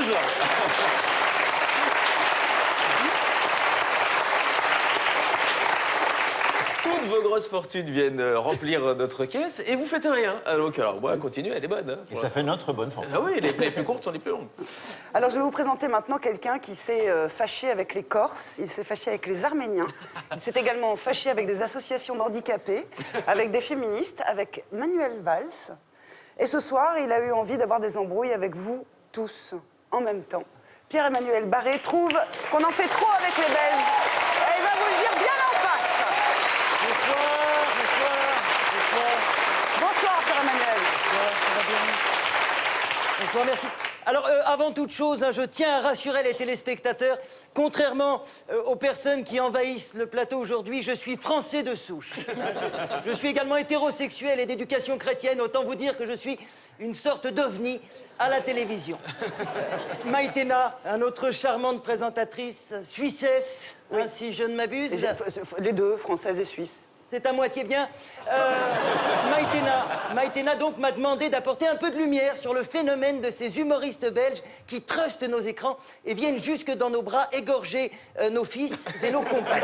Alors, vous remarquerez quand même que lorsqu'on a besoin d'un éclairage intellectuel et pertinent, on fait encore appel à des Français. En ce qui me concerne, j'officie à l'émission du midi, la nouvelle édition, qui est présentée par Ali Badou. Décidément. Alors, ça fait un petit moment déjà que l'humoriste belge connaît un certain succès en France. On se souvient tous de Raymond DeVos, le gros, attendez, on va le montrer, voilà, le gros qui transpirait. J'ai vu quelques spectacles, Le plus drôle, ça reste la sueur. C'était incroyable, il y avait des panneaux sol glissant dans le théâtre, il y avait tout un système de gouttières qui drainait la flotte, ils récupéraient le sodium, ils vendaient des petits pots de sel de table Raymond DeVos à la sortie du spectacle. Alors, à partir des années 90, le Belge est arrivé en masse, de Poulvord à Gueluc, en passant par Walter, la Vizorek, Nauel, Cody, De Groot, La Autre et compagnie. Une véritable invasion. Ça se reproduit comme des rats. Ils font des portées de 9 à 10 têtes. Ça grouille dans le nid en faisant des jeux de mots entre deux tétés. Tout ça avec un plan diabolique. Voler le paysage audiovisuel français à nos juifs et à nos pédés. C'est scandaleux. Alors bien sûr, pour comprendre ce phénomène, il faut connaître l'ennemi. Un Belge, qu'est-ce que c'est? Eh bien, c'est comme un Français, mais en moins bien. Pour les différencier, c'est très simple. Frappez les deux au visage avec une chaîne de vélo. Hein. S'il dit arrêtez, c'est un Français. S'il dit arrêtez, c'est un Belge. Voilà. Vous pouvez aussi leur demander leur nationalité. C'est moins sanglant, mais beaucoup moins rigolo. L'habitat naturel du Belge est la Belgique. Alors, on le voit sur cette carte. Hein, voilà, c'est un petit pays. Ça casse pas trois pattes à un canard. C'est en forme de rien. Au mieux, on dirait une flaque de vomi. Pas étonnant que Gérard Depardieu s'y sente comme chez lui. Et puis alors, attention. Attendez, monsieur. Regardez-moi cet étendard, hein, le fameux triptyque caca, pipi, règle. C'est plus un drapeau, c'est un slip. Alors, malgré tout, j'ai décidé d'enquêter plus en avant. Je suis allé sur le terrain à Charleroi. Et il faut reconnaître que dès qu'on arrive, on a envie de partir. Voilà le seul cliché que j'ai réussi à prendre, hein, avant d'être frappé par la foudre. Même la Syrie en ce moment, c'est plus sympa. Voyez comme il fait beau, regardez, les enfants gambadent, les enfants sautent, courent, c'est formidable. S'il vous faut une preuve supplémentaire, voilà une carte d'Europe en jaune. Hein, vous avez les pays où il fait bon vivre, et en noir, vous avez les pays qui donnent envie de se pendre. C'est quand même assez frappant. À la lumière de cette enquête, on comprend mieux le choix de l'exil, hein, qu'ont fait mes camarades ici présents. Et quand on voit d'où ils viennent, ce n'est pas le statut d'intermittent que la France devrait leur offrir, mais celui de réfugiés, bien sûr. Alors, pour ces gens, hein, qui ont subi dès l'enfance un tel traumatisme environnemental, les échappatoires sont minces. C'est soit l'alcool, soit l'humour. Et visiblement, mes collègues ont fait leur choix. Hein. Voilà. Merci de m'avoir écouté. Merci. Venez nous rejoindre, Pierre-Emmanuel. La parole est à la défense. Ah, j'ai pris une écharpe belge. Le triptyque classique. Bon, on va pas se mentir, vous êtes potes. Hein. Ils sont potes, moi non. Alors allez-y. Moi je trouve que t'es vraiment génial, Pierre-Emmanuel. Tu devrais quand même un peu aller te faire foutre aussi, mais je veux dire... Venant de toi, ça me fait plaisir. Et c'est ça le pote belge, en fait. C'est ça le pote belge. Dis donc, vous faites l'accent suisse ou pas? Belge, pas suisse, belge. L'accent belge, vous l'avez ou Mais il y en pas? a plusieurs accents belges. Il y a l'accent bruxellois, il y a le liégeois, il y a le namurois. Qu'est-ce que tu veux comme accent? Bah, je veux bien que tu me fasses le namurois. Ah oui, je vais faire le bruxellois, tiens. D'accord. Je sais pas pourquoi ça m'étonne pas. Le bruxellois, c'est le truc qui est quand même vraiment bien ancré dans la capitale. Tu vois, où tu as un peu d'éclair dans la bouche. Ça reste déprimant, quand même. Hein. Et on va voyager, on va aller... Alors, Namur, c'est un petit peu... Tu as le nez un petit peu... qui n'est pas tellement dégagé. Comme ça. Et donc, tu as un rhume toute l'année. Tu es un peu embêtant. Et alors, tu as Liège. C'était où, là, au fond? C'est ça, Liège. C'est ça, Liège? Ouais. Ça traîne. Laisse, C'est super là. Ça traîne. Ouf, tu... En fait, tout est lent. En Wallonie, c'est assez lent, mais on a récupéré la barre. On a remonté la barre. Ouais. C'est vrai, hein? Et donc, maintenant, on parle beaucoup plus vite comme ça en Wallonie, maintenant. Ah ouais, quand même. Bon. Pierre-Emmanuel, on va... Oui. L'accent suisse, maintenant. Je te dis, on va chancrer. Grüezi maintenant. Grüezi maintenant. Ma femme est suissesse. Ah, mais non. Ma femme mais est suissesse. Quel canton? Non, allez, son père est au canton de Vaud, mais elle est dans le canton de Genève. C'est scandaleux ce qui est en train d'arriver à la télé française. Pierre-Emmanuel Maré, vous le retrouvez tous les jours à midi aux côtés d'Ali Badou. Merci beaucoup, Pierre-Emmanuel. Merci. Bon. C'est pas tout ça. C'est l'heure. Nous y voilà. Nous nous sommes retrouvés tous ce soir pour qu'une dernière fois, j'appelle sur ce plateau Stéphane de Groot qui va venir s'asseoir sur ce tabouret. Je suis là. Hein. Je sais. Tu vas une fois de plus nous épater avec tes mots. Alors, ce que je te propose, c'est que tu files en coulisses, parce que j'ai envie de t'appeler quand même une dernière fois. Ah et oui. dire, mesdames et messieurs, hein, Stéphane de Groot, tu Donc vois. c'est fini, c'est l'acquis. Donc toi, tu vas là-bas. Ok. Je vais te rappeler, tu vas faire la dernière. Bah, ça va Ok, être la dernière. bien. Hein. On y est, hein. Alors, venez, Dani, venez me rejoindre là. Prenez votre chope. Voilà. J'ai fait une Ma pinte. Ma pinte. Une pinte. J'ai interverti les pintes. Je crois qu'on y est, mesdames et messieurs. C'est l'heure de retrouver le Belge qui joue avec les mots et qui réveille les morts, le prince de l'absurdie. Voici la dernière chronique de Stéphane de Groot.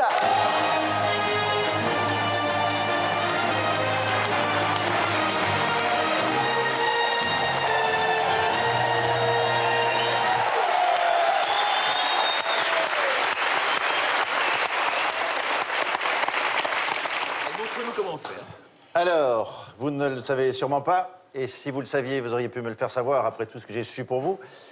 Mais en ce jour de la Saint-Jean, j'arrête de bûcher sur feu nos chers disparus, de construire des monuments homo, et tire donc mon dernier joint. Mon dernier mois avec toi, quoi. Marquant ainsi la fin d'une formidable aventure, le début d'une apprêture, et une nouvelle devanture, pour ceux qui voudraient faire dans le détail. Bien sûr, j'aurais pu continuer pour un oui ou pour un non, mais comme toute chose a une fin, et avant que cette fin ne me rende toute chose, je vais clore, comme j'avais l'intention de le faire, en saluant la mémoire vive de Raymond, non pas Domenech, qui est encore très vert malgré son passage en bleu, ni Raymond Barre, qui a été très bleu avant de passer au vert, ni même de Raymond Bedos, qui n'est pas le père du fils de cet esprit, mais bien de Raymond Devos, l'amant des maudits, des mollus et des monuments aussi, car tout travail mérite salaire. Oui. Ce plateau s'étant naturellement transformé en une sorte de forum de Devos, je n'ai pas dû aller bien loin pour faire avec Raymond un point carré, pour la forme, sur la mère du mot, la mort de l'air, la mère d'Adamo. Comment va-t-elle? Bref, faire un point sur l'amour dément des mots. L'amour avec un grand L comme dans Jean-François. Car Raymond fut cet acrobate, clone, musicien, acrocien, musiclone, musiclette en bicyclone, je sais pas. Auteur et décompositeur de phrases qu'il portait amusées, ouvrez le guillemet, sur des portées à musique, jouant de la syntaxe comme du synthé et du synthé comme une cymbale, jusqu'à ce que la mélodie, elle sonne, comme disait Gainsbourg, qui lui aussi sergeait la note juste, ou cherchait, pour ceux qui s'appellent Cherche. Oui. Comme dans Cherche Lama, pour voir si j'y suis, par exemple.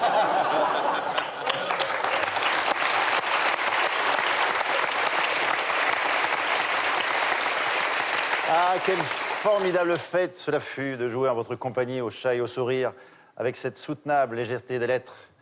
Si personne ne la comprend, on la comptera au montage. Ouais. Triturer ces lettres, les malaxer, les assembler pour en faire un mot, la coucher ensuite sur le papier, glosser et lui donner sens, unique, interdit. Le mettre à l'endroit, à l'envers, à l'envie, à l'improste, histoire de trouver la bonne formule. Le polir, l'impolir, pour enfin lui faire prendre la prose. Mot Dieu, comme ce fut bon.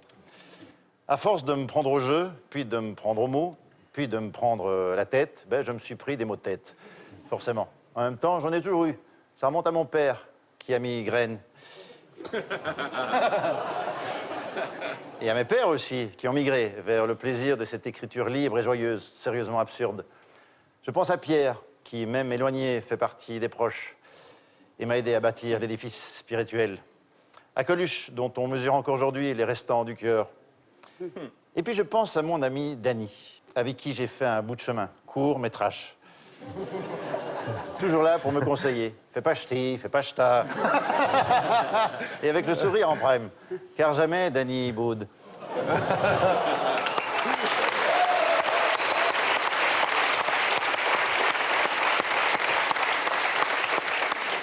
Il y a lui, il y a elle et puis les autres. Chers compères et commères, comparses et complices de mes complots, ou de mes compotes pour ceux qui m'ont materné. Pointure en tout genre, maître des mots cassés. Vous avez eu le haut talent de m'emprêter pour ces rendus et m'avez inspiré sans jamais m'aspirer. Je retiens votre souffle et respire aujourd'hui cet air de circonstance, ce courant d'art qui m'enivre de bonheur le matin, quoi, et me fait parler comme je l'entends. Avant de refermer cette charentaise, c'est comme une parenthèse, mais plus confortable. Je tiens à dédier cette dernière chronique, qui n'en finit pas, à Christophe Debac, mon génial, unique et exceptionnel co-auteur qui s'est chargé d'écrire lui-même ce paragraphe. Et avec qui...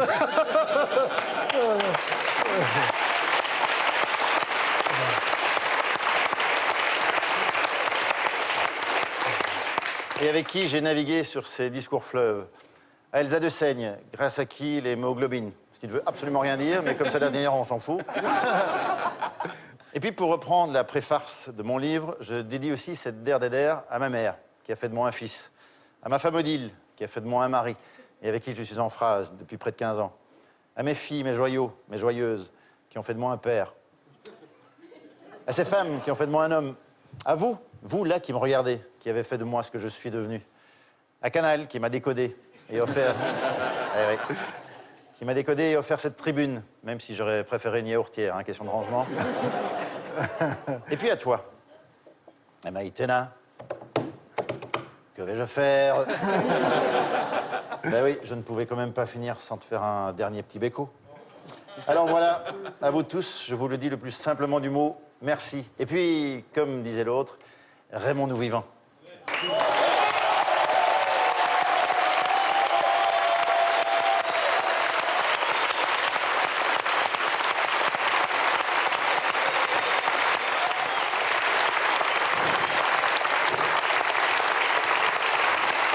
Merci beaucoup, Stéphane. Merci. Allez, on s'embrasse. T'es ému, hein? Ouais. C'est pas facile, hein? Merci à vous tous. Le mot de la fin? Un mot. Le mot de la fin. Encore.